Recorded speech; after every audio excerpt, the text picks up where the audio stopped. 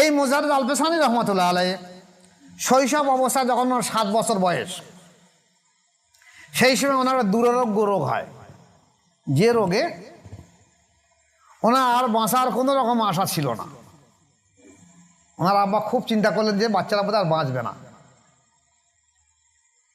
তখন ওনার আব্বা কী করলেন, বাচ্চাটাকে কোলে করে নিয়ে ওনার মুর্শিদ সম্ভবত কামাল কাতলি রহমতুল্লাহ আলাইহি নিয়ে গেলেন যে হুজুর আমার এই বাচ্চাটার অবস্থা এই বোধহয় বাঁচবে না, দেখেন এর অবস্থা, ছিন্নকায় চেহারা, খেতে পারে না, দীর্ঘদিন রোগে ভুগছে। এই বলছেন বাচ্চাটাকে নিয়ে আসো। কাছে আনার পরে ওনার মুর্শিদ কী করলেন, জিভটা, নিজের জিভটা মোজাদ্দেদ আল পেশানী রহমতুল্লাহর গালের মধ্যে দিয়ে দিলেন। উনি সঙ্গে সঙ্গে, যেরকম আমরা বরফ চুষে খাই, উনি সঙ্গে সঙ্গে সে জিভটা চুষতে লাগলেন। এত জোরে চুষতে লাগলেন যে ইনি আর জিভটা টেনে বার করতে পারছে না। বেশ কিছুক্ষণ অতিবাহিত হয়ে গেছে। তারপর উনি ওনার জিভ চোষা ছেড়ে দিলেন। উনি জিভটাকে টেনে নিয়ে বললেন, দেখো তুমি যে বলছো বাচ্চারা মারা যাবে, এই বাচ্চারা মারা যাবে না। আমার দীর্ঘদিনের সাধনার যে নেসবত, সেই নেসবত আপনার এই বাচ্চা আমার কয়েক পলক এই জিভ চুষে আমার সমস্ত নেসবতও নিয়ে নিয়েছে। কলবাটা হাস্তি বুজুর্গ হবে, 2000-এর মুজাদ্দেদ হবে। এর দ্বারাই উপমহাদেশ কেন সারা বিশ্বে রাসূল পাক সাল্লাল্লাহু আলাইহি ওয়াসাল্লাম দিন জিন্দা হবে। इस बुजुर्ग हस्ती अंदर यादियून यादियूकुन यादियूकुन यादियून अल्लाहुम्मा सल्ले अला सय्यिदना मौलाना मुहम्मद वाला आले सय्यिदना मौलाना मुहम्मद। हुस्ने यूसुफ क्या बहार है, आशिक उसकी जुलाइका। हुस्ने रसूल क्या बहार है, आशिक उसके खुद खुदा।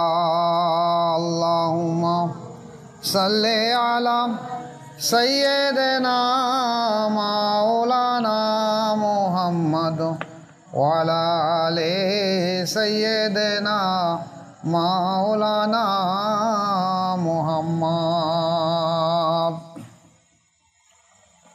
আসসালামু আলাইকুম। উপস্থিত সুধী মণ্ডলী, আপনারা অবগত আছেন আজ হলো সফর মাসে 27শে সফর। 27শে সফর দিবাগত রাত। এই দিনে আমাদের তরিকার সর্দার মোজাদ্দেদ আল পেশানী আহমদ ফারুকি সেরহিন রহমাতুল্লাহ আলাইহির এই দিনে উনি পরলোক গমন করেছিলেন, যাকে ওয়াফাত দিবস বলা হয়।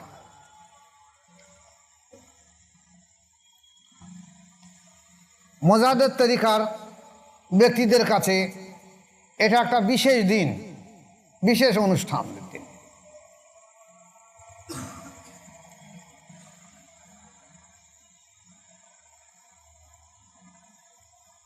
প্রত্যেকটা তাসাউফপন্থী ব্যক্তি যারা আছে, বিশেষ করে বিশ্বে মোজাদ্দেদ তরিকার যত মাশায়েখ পীর মুরিদি আছে, এটা এমন একটা দিন যে অলিদের স্মরণ করলে আল্লাহর রহমত বর্ষণ হয়, গুনাহ মাফ হয়। এবং এই দিনে দেখা গেছে তাসাউফপন্থীরা বলতে পারবে যে যেখানে বিশ্বের যে যেখানে মোজাদ্দেদ তরিকা ব্যক্তি আছে, তাদের যে যে লতিফায় কাজ করে, সেই লতিফায় দেখবে একটা বাড়তি তাওয়াজ্জু বা ফয়েজের উপরে একটা চাপ সৃষ্টি হবে লতিফার উপরে। হয়তো অনেকে বুঝতে পারবে না কেন আজকের এত ফয়েজের চাপ বাড়ছে। ফয়েজ সম্পর্কে অনেকে আমাদের মোজাদের তরিকা ছাড়া অন্যান্য তরিকার মানুষ ফয়েজ সম্পর্কে কিছু বোঝে না, তো ফয়েজের চাপ সম্পর্কে কী করে বুঝবে? অনেকে বুঝবে না যে আজ মোজাদ আল পেসানি রহমতুল্লাহ ওয়াফাত দিবস, কিন্তু তাদের মনের মধ্যে এই ধারণা আসবে যে কেন আজকের এত ফয়েজের চাপ বাড়লো। প্রত্যেকটা অলিয়া উলিয়া ওয়াফাতের দিবসে, যেমন 4টে তরিকার যেসব মাসায়েক আছে, সেই ওয়াফাত দিবসে আল্লাহ পাকের রহমত বা আত্মিক ফয়েজ তাদের স্মরণ করলে নেমে আসে। আল্লাহর অশেষ দয়া, আমাদের তরিকার সর্দার মোজাদ আল পেসানি আহমদ ফারুকি সেরহিন রহমতুল্লাহ আলাইয়ের ইসালে সাহাব হিসেবে আমরা পূর্ব কাঁটালিয়া মোজাদ্দেদিয়া দরবার শরীফ আজ এই অনুষ্ঠানটা পালন করছি এই উদ্দেশ্য নিয়ে যে সেই মহান সাধকের নেক দোয়া, তার আত্মিক তাওয়াজ্জু ফয়েজ আমাদের মোজাদের তরিকার প্রত্যেকটা মাশায়েখ এবং মুরিদদের ওপরে অবতীর্ণ হোক। আল্লাহ প্রত্যেককে কামিয়াবি করুক, এই দোয়া রেখে এই অনুষ্ঠানটা আমরা পরিচালনা করছি। আজকের গান আলোচনার দিকে আসুন। যে আমাদের নবী সাল্লাল্লাহু আলাইহি সাল্লাম আসার পূর্বে যত নবী এসেছে, একজন নবী আসার পরে যখন আবার দেখা যাচ্ছে মানুষ ভুলের উপরে দাঁড়িয়ে যাচ্ছে, শিরক বিদআত বেশি হয়ে যাচ্ছে, আল্লাহর রহমতে আবার একজন নবী পাঠানো হয়েছে। আবার যখন দেশে দেখা যাচ্ছে অরাজকতা এসেছে, মানুষ শিরক বিদআতে মশগুল হয়ে গেছে, মানুষ ভুলের উপরে দাঁড়িয়ে এসে আবার একজন নবী পাঠানো হয়েছে। এইভাবে একের পর এক নবী এসেছে। কিন্তু আল্লাহ পাক কোরআন শরীফে বললেন যে জনাবে রাসূল পাক সাল্লাল্লাহু আলাইহি ওয়াসাল্লামের পরে আর কোনো নবী আসবে না, ইনি হলেন শেষ নবী। তাহলে এই নবী আমাদের কাছে আসার পরে আমরা ভাগ্যবান যে আমরা এই নবীর উম্মত।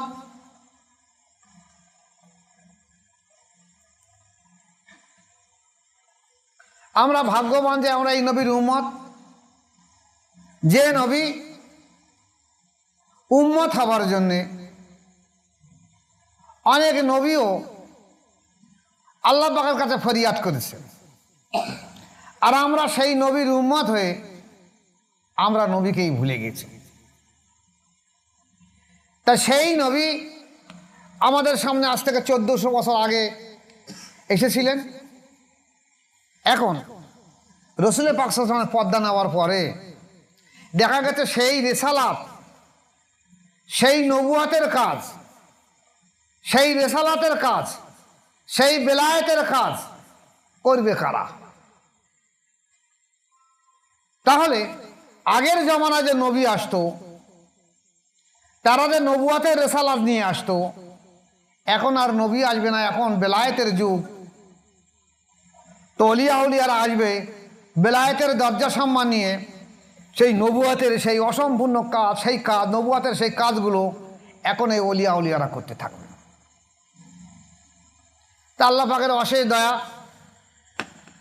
রাসূল পাক সাল্লাল্লাহু আলাইহি ওয়াসাল্লাম দুনিয়ায় থেকে পর্দা নেওয়ার পরে বড় পীর আব্দুল কাদের জিলানী রহমতুল্লাহ আলাইহি আসলেন, খাজা মঈনুদ্দিন চিশতি রহমতুল্লাহ আসলেন, বাহাউদ্দিন নকশবন্দি রহমতুল্লাহ আসলেন, মোজাদ্দেদ আল পেসানি আহমদ ফারুকি সেরহিন রহমতুল্লাহ আসলেন।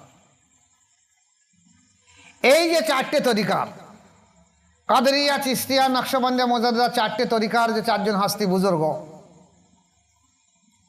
এনারাও একদিন পর্দা নিয়েছে। তাহলে তাদের এই বেলায়েতের এই কাজগুলো আর কারা করবে? তাদের খেলাফত প্রাপ্ত যেসব ওলিয়া উলিয়ারা রয়েছে সারা বিশ্ব জুড়ে, সেই ওলিয়া উলিয়াদের কাজ হলো যে এই বেলায়েতের কাজটা, এই রেসালাতটা আবার কিয়ামত পর্যন্ত জারি রেখে দেবো, কারণ আর নবী আসবে না। আজ আমরা মোজাদ্দেদ আলপেসানি আহমদ ফারুকী সেরহিন রহমতুল্লাহ আলাইহ, উনি যে মোজাদ্দেদ তরিকার মাশায়েখ, উনি আমাদের তরিকার সর্দার। আমি মোজাদ্দেদ আলপেসানি রহমতুল্লাহ মোজাদ্দেদ তরিকার একজন মাশায়েখ। তাহলে উনি যে আমাদের এই তরিকার সর্দার, তার সেই ওফাত দিবস হিসেবে আজ আমরা বিশেষ করে খাস অনুষ্ঠান রাখছি। আজকের আসুন, এই আলোচনা করার পূর্বে কিছু ভালো জিনিস আপনাদের খেয়াল রেখে দিতে হবে। যে যখন মোজাদ্দেদ আলপেসানি আহমদ ফারুকী সেরহিন রহমতুল্লাহ পাঞ্জাবের সেরহিন্দে আসেন, সেই সময় রাজনৈতিক পটভূমি কি ছিল? মোগল পিরিয়ড ছিল। তখন ভারতবর্ষে মোগল পিরিয়ড ছিল। তার পূর্বে যখন ফিরোজ শাহ তুগলকের রাজত্ব ছিল ভারতবর্ষে, সেই ফিরোজ শাহ তুগলকের রাজত্বের সময় তখন পাকিস্তানের সঙ্গে ভারতবর্ষ একই ছিল। তো পাকিস্তানের লাহোর থেকে দেখা গেছে সেখানকার যে টাকা পয়সা, রাজস্ব, সেগুলো সব দিল্লি আসতো। ওই লাহোর থেকে আসার সময় পাঞ্জাবের সেরহিন্দের উপর দিয়ে আসতো। তাই সেরহিন্দের ওখানে একটা জঙ্গল ছিল, ডাকাতির উপদ্রব ছিল। ফলে ওখান থেকে এই টাকা পয়সার রসদ নিয়ে আসা খুব কষ্টসাধ্য ছিল। ফিরোজ শাহ তুগলকের সময় দেখা গেছে ওইরূপ ধরনের লাহোর থেকে রসদ আনার সময় যখন পাঞ্জাবের সেরহিন্দে ওখানে আসলেন, তারা আসার পরে ওখানে রাত্রি হলো, নামাজ বাদ, ওখানে ওনারা খাওয়া দাওয়া করে মোরাকাবা মুশাহাদায় বসে গেলেন। দেখলেন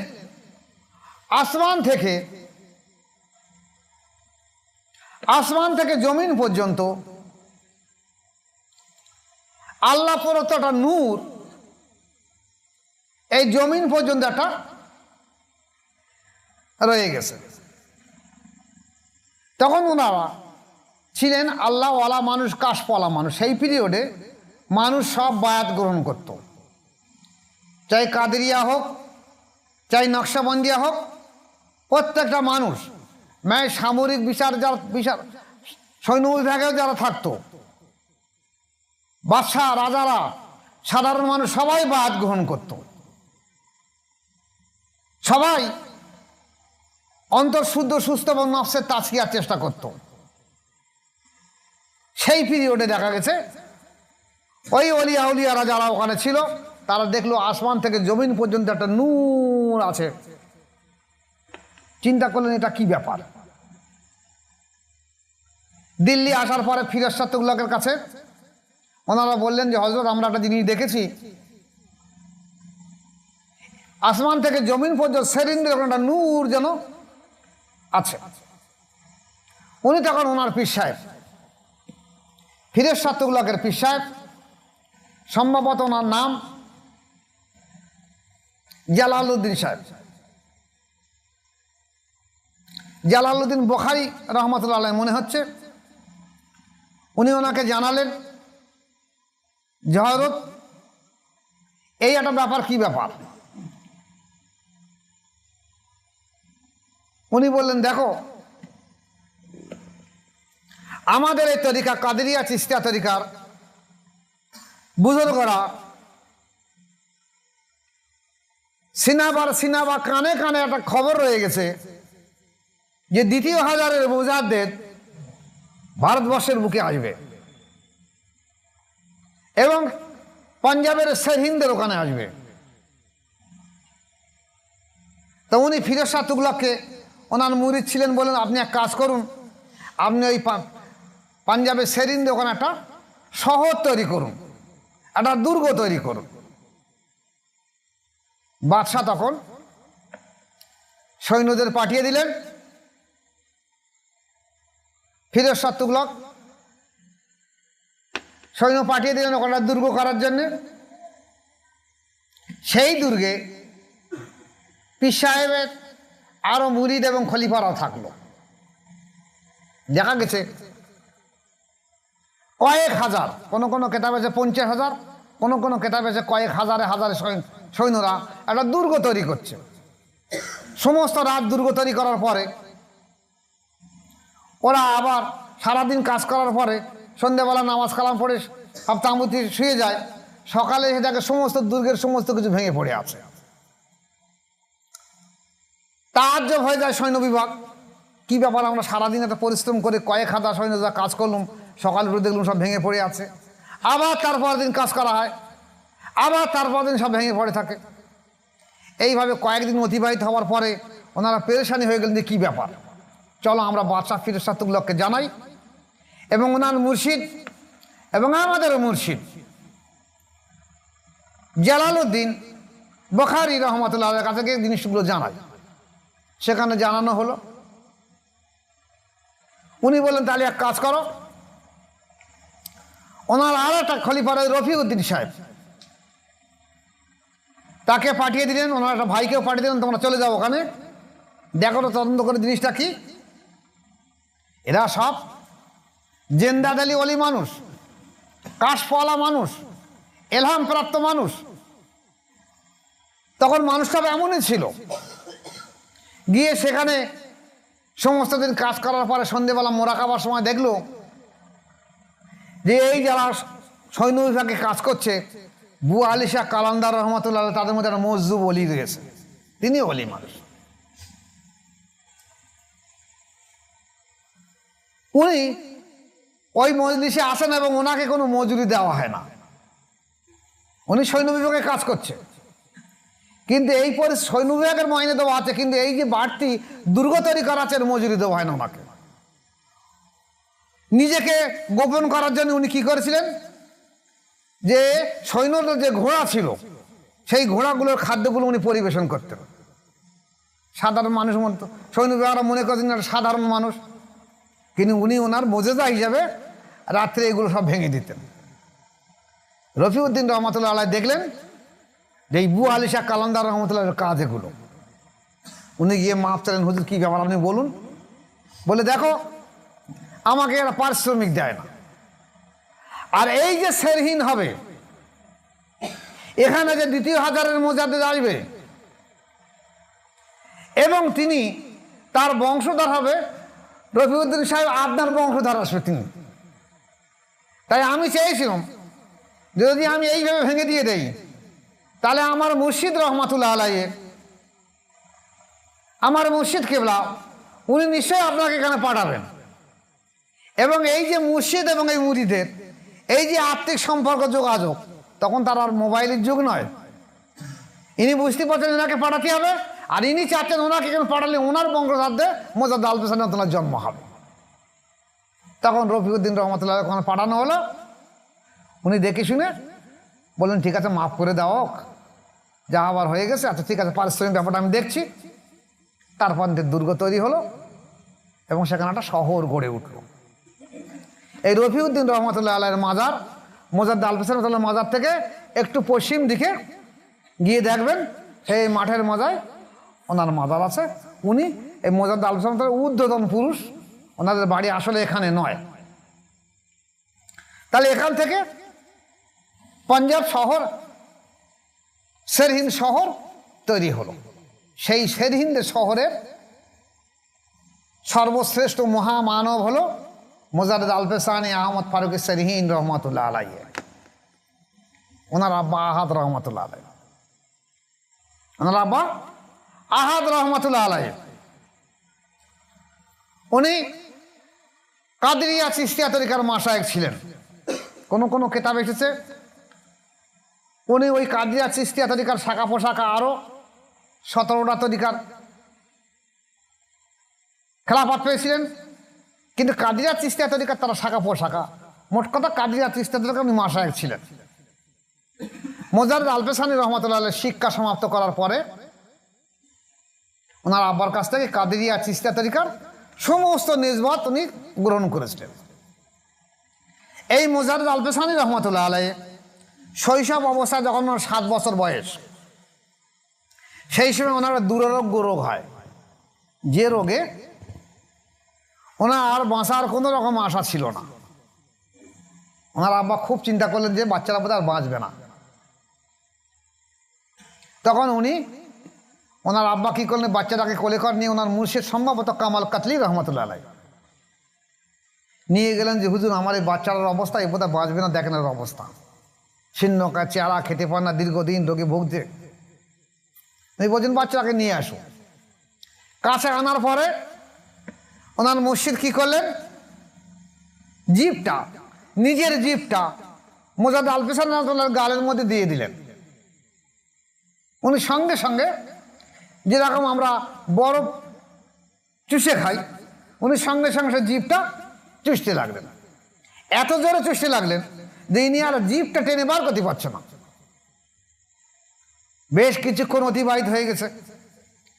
তারপর উনি ওনার জিভ চোষা ছেড়ে দিলেন। উনি জিভটাকে টেনে নিয়ে বললেন, দেখো তুমি যে বলছো বাচ্চারা মারা যাবে, এই বাচ্চারা মারা যাবে না। আমার দীর্ঘদিনের সাধনার যে নেসবত, সেই নেসবত আপনার এই বাচ্চা আমার কয়েক পলক এই জিভ চুষে আমার সমস্ত নেসবত নিয়ে নিয়েছে। কলবাটা হাসতি বুজুর্গ হবে, দ্বিতীয় হাজারের মোজাদ্দেদ হবে, এর দ্বারাই উপমহাদেশ কেন সারা বিশ্বে রসুল পাক সাল্লাল্লাহু আলাইহি ওয়াসাল্লাম দিন জিন্দা হবে। তুমি এত ভয় খাচ্ছ কেন যে মারা যাবে বলে? কোনো ভয়ের কারণ নেই। এই মোজাদ্দেদ আলফেসানি আহমদ ফারুকী সেলিন রহমতুল্লাহ আলাইহি আব্বার কাছ থেকে খেলাফত পেলেন। এখন ওনার দীর্ঘদিনের শখ হলো একটু হজ পাকে যাওয়া।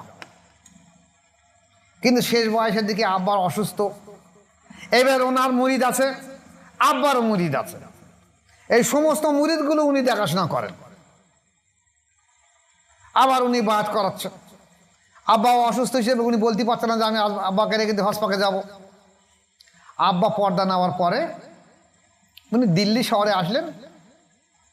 তখন ওই পানির জাহাজ যেত বোম্বে থেকে জেদ্দা, তাই ভিসা করতে হতো দিল্লি, আর যেতে হতো বোম্বে থেকে। এই ভিসা করতে আসার পরে দিল্লি উনি কয়েকদিন থেকে গেলেন। ওনার শিক্ষা সময় একটা বন্ধু ছিল, দোস্ত ছিল, সেই দোস্তের ওখানে উনি আস্তানা গাড়লেন। ওখানে গেলেন, দোস্ত ওনাকে বলেন, দোস্ত এক কাজ করেন, এই রাশিয়া থেকে একটা নকশবন্দি তরিকার বুজুর্গ এখানে এসেছে। তিনি বলছেন যে কাদরিয়া চিশতিয়া থেকে নকশবন্দি উত্তম তরিকা। এ তরিকায় নাকি কাদরিয়া চিশতিয়া তরিকার যেখানে শেষ হয়েছে, এ তরিকা নাকি সেখান থেকে শুরু। কাদরিয়া চিশতিয়া তরিকায় কলবে ফানা কলবে বাঁকা, কলবে ফানা কলবে বাঁকা, কলবি শেষ। আর উনি বলছেন এই নকশবন্দি তরিকা কল থেকে শুরু, এবারে আফজাল তরিকা, শ্রেষ্ঠ তরিকা। তা আমি তো দোস্ত তরিকা সম্পর্কে কিছু বুঝি না। তা আপনি যখন তরিকা সম্পর্কে বোঝেন, তখন আপনি এক কাজ করুন, আমার সঙ্গে চলুন, কিন্তু দেখে নেন সত্যিকারের তরিকাত কিনা। মোজাদ্দেদ আলফেসানি রহমতুল্লাহ আলাই, ওনার আব্বা আহাদ রহমতুল্লাহ আলাই এন্তেকালের পূর্বে ওনাকে বলে গেলেন, বাবা ইলহাম যোগে আমি জেনেছি যে নকশবন্দি বা তরিকা রাশিয়ায় এসে গেছে। যে তরিকা আমি যে কাদরিয়া এবং চিশতিয়া তরিকা প্রচার প্রসার করছি, এর থেকে আরো উত্তম শ্রেষ্ঠ তরিকা, যে তরিকায় একদিন থেকে 40 দিনের মধ্যে অন্তরের অনুভূতি আসে। আমারও তরিকায় যেমন 12 বছর থেকে 60 বছর লাগে, ও তরিকায় একদিন থেকে 40 দিনের মধ্যে অনুভূতি আসে। এবং হার হামেশা এই তরিকায় রসুল পাক সাল্লাল্লাহু আলাইহি ওয়াসাল্লাম জিয়ারত হয়। তা আমি তো আমার জীবনে এই শেষ সময়ে আর পেলাম না, যদি তুমি পাও তাহলে এক কাজ করো, নকশবন্দি তরিকাটা তুমি আমল করার চেষ্টা করো।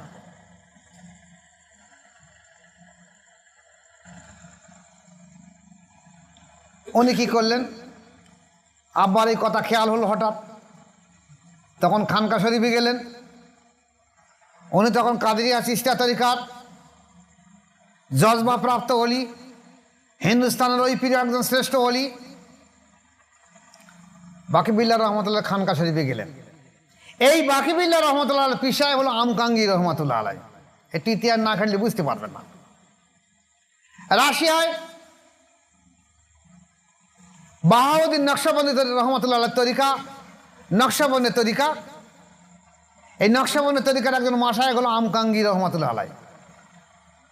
আল্লাহ পাক ওনাকে ইলহাম দিলেন যে আমকাঙ্গি, ভারতবর্ষের দ্বিতীয় হাজারের একজন মুজাদ্দিদ আসবে, তোমার একটা মুরিদ, তার নাম হলো বাকিবিল্লাহ রহমতুল্লাহ আলাই। তুমি একে হিন্দুস্তানে পাঠিয়ে দিয়ে দাও, তার হাতে দ্বিতীয় হাজারের মুজাদ্দিদ এই নকশবন্দি তরিকায় বায়াত হবে। তিনি কাদেরী এবং চিশতিয়া তরিকার মাশায়েখ, এই নকশবন্দি তরিকা সেখানে প্রসার করবেন। হযরত আমকাঙ্গি রহমতুল্লাহ আলাই খাজা বাকিবিল্লাহ রহমতুল্লাহ, উনি ওনার খলিফা, ওনাকে বললেন যে আপনি ভারতবর্ষে চলে যান। বাকিবিল্লাহ রহমতুল্লাহ শীর্ণকায় চেহারা ছিল, অল্প খেতেন, শীর্ণকায় চেহারা, খুব লম্বা চওড়া মানুষ না। উনি বলেন, হযরত আমার এই অসুস্থতা, আমি এই রোগ শোকে ভুগতেছি, শীর্ণকায় চেহারা, আমি অল্প খাই, আমি চলৎশক্তি রহিত মানুষ, আপনি আমাকে বলছেন হিন্দুস্তানে আপনি অন্য কাউকে পাঠান। বলছে আল্লাহ পাকের হুকুম তাই, তবু তুমি ইস্তেখারা করো। উনি ইস্তেখারা করলেন, করে ওনার মাশায়েখের কাছে বলেন, হযরত আমি স্বপ্ন দেখছি যে একটা তোতা এসে তোতা তার গালে করে চিনি নিয়ে আমার গালে ঠোঁটে দিয়ে দিচ্ছে, এবং আমি এক চিনি নিয়ে টোটা ঠোঁটে দিয়ে দিচ্ছি, আমি আমার লালালে টোঁটা ধরে লাগিয়ে দিয়ে দিচ্ছি। হয়তো এই স্বপ্নটা কীরকম হতে পারে? উনি বলেন, দেখো তোতা হিন্দুস্তানের পাখি, তুমি হিন্দুস্তানে তোমাকে যেতে হবে, হিন্দুস্তান একটা হাস্তি বুজুর্গ ব্যক্তি তোমার হাতে বায়াত গ্রহণ করবে, তুমি চলে যাও। ঠিক তদ্রুপ আমি এই প্রসঙ্গে একটা কথা বলে দিয়ে দিচ্ছি। আমার মুর্শিদ শাহ সুফি জয়নুল আবেদিন মুজাদ্দিদি রহমতুল্লাহ আলাইহ আমাকে খেলাফতের আগে এরকম একটা মজার স্বপ্ন আমার ছিল। উনি বলেছিলেন, বাবা তোমার হাতে একজন হাস্তি বুজুর্গ ব্যক্তি বায়াত হবে, তোমার দ্বারা যেমন এই উপমহাদেশে ইসলাম জিন্দা হবে, মজারের তরিকা জিন্দা হবে, আবার তোমার হাতে একজন হাস্তি বুজুর্গ ব্যক্তি বায়াত গ্রহণ করবে, তার দ্বারা তোমার থেকে আরো সেই ইসলাম আরো জিন্দা হয়ে উঠবে। আমাকে বলা হলো সেই ব্যক্তিরা এইভাবে শুনে রেখে দাও। আমি আর সেটা প্রকাশ করব না, সময়ের সঙ্গে দেখা যাবে প্রকাশ হয়ে পড়বে কে সে ব্যক্তি। দেখ আমি আর সেদিকে আসছি না। খাজা বাকিবিল্লাহ রহমতুল্লাহ আসলেন, এসে দিল্লি এসে কোথায় খুঁজবেন? উনি ওনার মুর্শিদকে বললেন, হযরত তাহলে আপনি তো বলছেন যে আমাকে দ্বিতীয় হাজারের মুজাদ্দিদ আমার হাতে বায়াত গ্রহণ করবে, তো আমি তার চেহারাকে জানি না, দেখবো কি করে? বললেন আপনি মোরাকাবা করুন, কাশফে দেখে না এই চেহারার ব্যক্তি দেখেছেন? বলছে হ্যাঁ হুজুর দেখেছি। বলছে এই ব্যক্তি তো আপনার কাছে বায়াত হবে। বলছে হুজুর আমি খুঁজবো কোথায়? বলে তুমি দিল্লি যাও, আল্লাহ ঠিক খুঁজিয়ে দেবে, তোমার ঠিক জায়গায় পৌঁছে দিয়ে দেবে। তা উনি দিল্লি এসে ওনার যেখানে মাজার আছে দেখেছেন, বাকিবিল্লাহর মাজার, ওই মাজারের ওখানে উনি একটা ছোট একটা খানকা মতন করলেন, কিছু বায়াত করাতে লাগলেন, আর বাচ্চা ছেলে মেয়েদের নিয়ে উনি ওই কোরআন শিক্ষা দিতে লাগলেন, একটা মশলা ফেকা উসুল শিক্ষা দিতে লাগলেন, আর বায়াত করা না। চিন্তা করলেন, ওই চিন্তা রয়েছে আল্লাহ পাক কবে আসে দেখি, আল্লাহ পাক কবে আসে দেখি। হঠাৎ দেখলেন একদিন এই মুজাদ্দিদ আল-পেশানি রহমতুল্লাহ আলাইহ ওনার দোস্তকে সাথে করে নিয়ে ওই বাকিবিল্লাহ রহমতুল্লাহ সেই খানকা শরীফে গিয়ে হাজির হয়েছেন। বাকিবিল্লাহ রহমতুল্লাহ চেয়ে দেখলেন যে দুই আগন্তক ব্যক্তি আমার কাছে এসেছে, আসার সঙ্গে সঙ্গে আমার যে জজবা ছিল, নকশবন্দি তরিকার যে জজবা, এই আসার সঙ্গে সঙ্গে যেন আমার জজবা একটা জজবায় ঘিরে ফেলে দিল। উনি চিন্তা করলেন এটা আবার কি ব্যাপার, এটা কারা? কয়েক পলক পরে দেখলেন যে ওনার কাছ থেকে আবার জজবা গিয়ে ওনাদেরকে ঘিরে ফেলে দিল। মোজাদ্দেদ আল-পেশানি রহমতুল্লাহ আলাইহি দেখছেন যে কিছু পরে বাকিবিল্লাহ রহমতুল্লাহ জজবা ওনাকে ঘিরে ফেলে দিয়েছেন। উনি চিন্তা করলেন তাহলে ইনি আবার কেমন হাসতে বুজুর্গ, আর ইনি চিন্তা করতেন উনি বা কেমন হাসতে বুজুর্গ। কেউ কারুর মুখের কথা বলছে না। সালাম দিন, আসসালামু আলাইকুম, আসুন বসুন, কি ব্যাপার, কি উদ্দেশ্যে বলুন? তাহলে হুজুর আমি তো হজ পাকে যাব এসেছি, তা আমার দোস্ত এখানে বললো যে এখানে একজন রাশিয়া থেকে একজন নকশবন্দি তরিকার বুজুর্গ এসছে, তাই একটু জিয়ারাতে আপনার জিয়ারাতে আসলাম। তা বলে ভালো কাজ, উত্তম কাজ, আপনি যাবেন?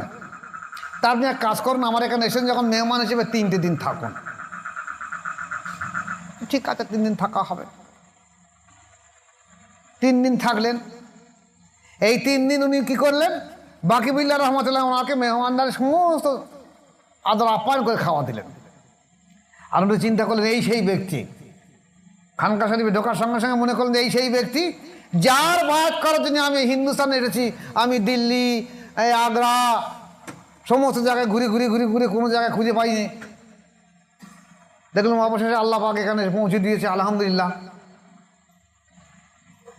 বড় কাছে মোবাইলটা দাও, ফোনে এসে একটা দেখো। এইবারে 3 দিন পরে মোজাদ্দেদ আল-পেশানি আহমদ ফারুক সেরহিন রহমতুল্লাহ বলছেন, হযরত আমার তো হজ পাকে যাওয়ার ইচ্ছা ছিল, কিন্তু আমি হজ পাকে যাবো না। বলছেন কেন বাবা? বলছে দেখেন, নকশবন্দি তরিকা যে এত উত্তম তরিকা, আমার আব্বা বলে গিয়েছিল, ওসিয়াত করেছিল এই তরিকা বায়াত হয়ে কাজ করতে, এই তরিকা খেলাফত বা জজবা নিতে। তা আমি আজ এখানে দেখে বুঝতেছি আজ 3 দিনের মধ্যে যে নকশবন্দি তরিকা সর্বোত্তম তরিকা, তা আপনি আমাকে বাদ করে দিয়ে দেন। উনি দেখলেন তারা আমার সেই যে উদ্দেশ্যে হিন্দুস্তানে আসা আমার উদ্দেশ্য পূরণ হয়ে গেল। উনি বাদ করে দিলেন। কিতাবে এসে 3.5 মাস মুর্শিদ দরবারে থাকলেন। উনি খেলাফত নিয়ে চলে গেলেন। খেলাফত পাওয়ার পরে উনি বললেন হযরত আমার ইচ্ছা আমি একটু হজ পাকে যাব। উনি বললেন দেখো, ভারতবর্ষের বর্তমানে আকবর বাদশাহ আছে, রাজত্ব করছে। এই আকবর বাদশাহ ইসলামকে মুছে দিয়ে দ্বীন ইলাহি এনেছে। আকবর বাদশাহ শত মহিলাকে বিয়ে করেছে, প্রায় সব ধর্মের মানুষের বিয়ে করেছে, মেয়েদের বিয়ে করেছে। আকবর বাদশাহ চিন্তা ছিল যে আমি অন্যান্য ধর্মের মানুষদের যদি একটা বাদশাদের ছোট ছোট করোড় রাজ্যের বাদশাদের একটা মেয়েকে বিয়ে করি, তাহলে আমি সেই তাদের জামাই হয়ে যাব, রাজার জামাই হয়ে যাব। তাহলে আর আমার লড়াই যুদ্ধ বিগ্রহ করতে হবে না, আমিও শান্তিতে থাকবো, ওরাও শান্তিতে থাকবে। তাহলে আকবর বাদশাহ তাদেরকে বিয়ে করে, এই বিভিন্ন ধর্মের মানুষদেরকে মেয়েদেরকে বিয়ে করে বললেন যে যা ধর্ম পালন করো। বিরাট হল ঘর করে রেখে দিয়েছে। তা সেই সব মেয়েরা যে যার ধর্ম পালন করে। এখন দেখা গেছে মুসলিম ছাড়াও অন্য ধর্মের মানুষ বেশি। তারা এইবারে মনস্তাত্ত্বিকগতভাবে আকবর বাদশার উপরে পেশার চাপ সৃষ্টি করলো। তখন উনি আস্তে আস্তে আস্তে আস্তে এই বিবিদের পাল্লায় পড়ে কি করলেন, টিকি দেখা ধরলেন। সকালবেলা সূর্য প্রণাম করা ধরলেন পূব দিকে মুখ করে।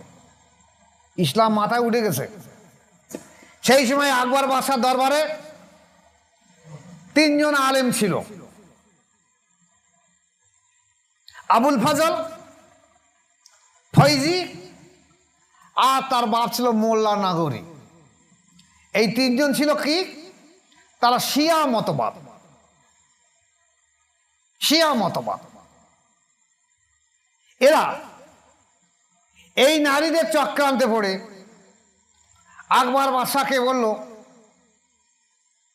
যে আপনি মহামহিম বাদশাহ, আপনি এক কাজ করুন, একটা নূতন ধর্ম করুন। হিন্দু, খ্রিস্টান, জৈন, বৌদ্ধ, পার্সিক সমস্ত ধর্মের নূতন ধর্ম করুন। সেই ধর্মের নাম দেন দ্বীন ইলাহি। দ্বীন ইসলাম বাদ দিয়ে দ্বীন ইলাহি করুন। আর আজ থেকে কলেমা ছিল যে লা ইলাহা ইল্লাল্লাহু মুহাম্মাদুর রাসূলুল্লাহ সাল্লাল্লাহু আলাইহি ওয়াসাল্লাম। এইটা তুলে দিয়ে আমরা করে দেবো কি লা ইলাহা ইল্লাল্লাহ আকবর খলিফাতুল্লাহ বা লা ইলাহা ইল্লাল্লাহ আকবর রাসূলুল্লাহ আমরা বলবো। এখন বাদশাহ আকবর বাদশাহ লেখাপড়া জানতো না, ওর ইতিহাস অনেক বড়, একদম অন্য সময় করবো। এই তোষামদে ভুলে গেছে, গিয়ে দিন ইলাহি একটা নতুন ধর্ম তৈরি করেছে।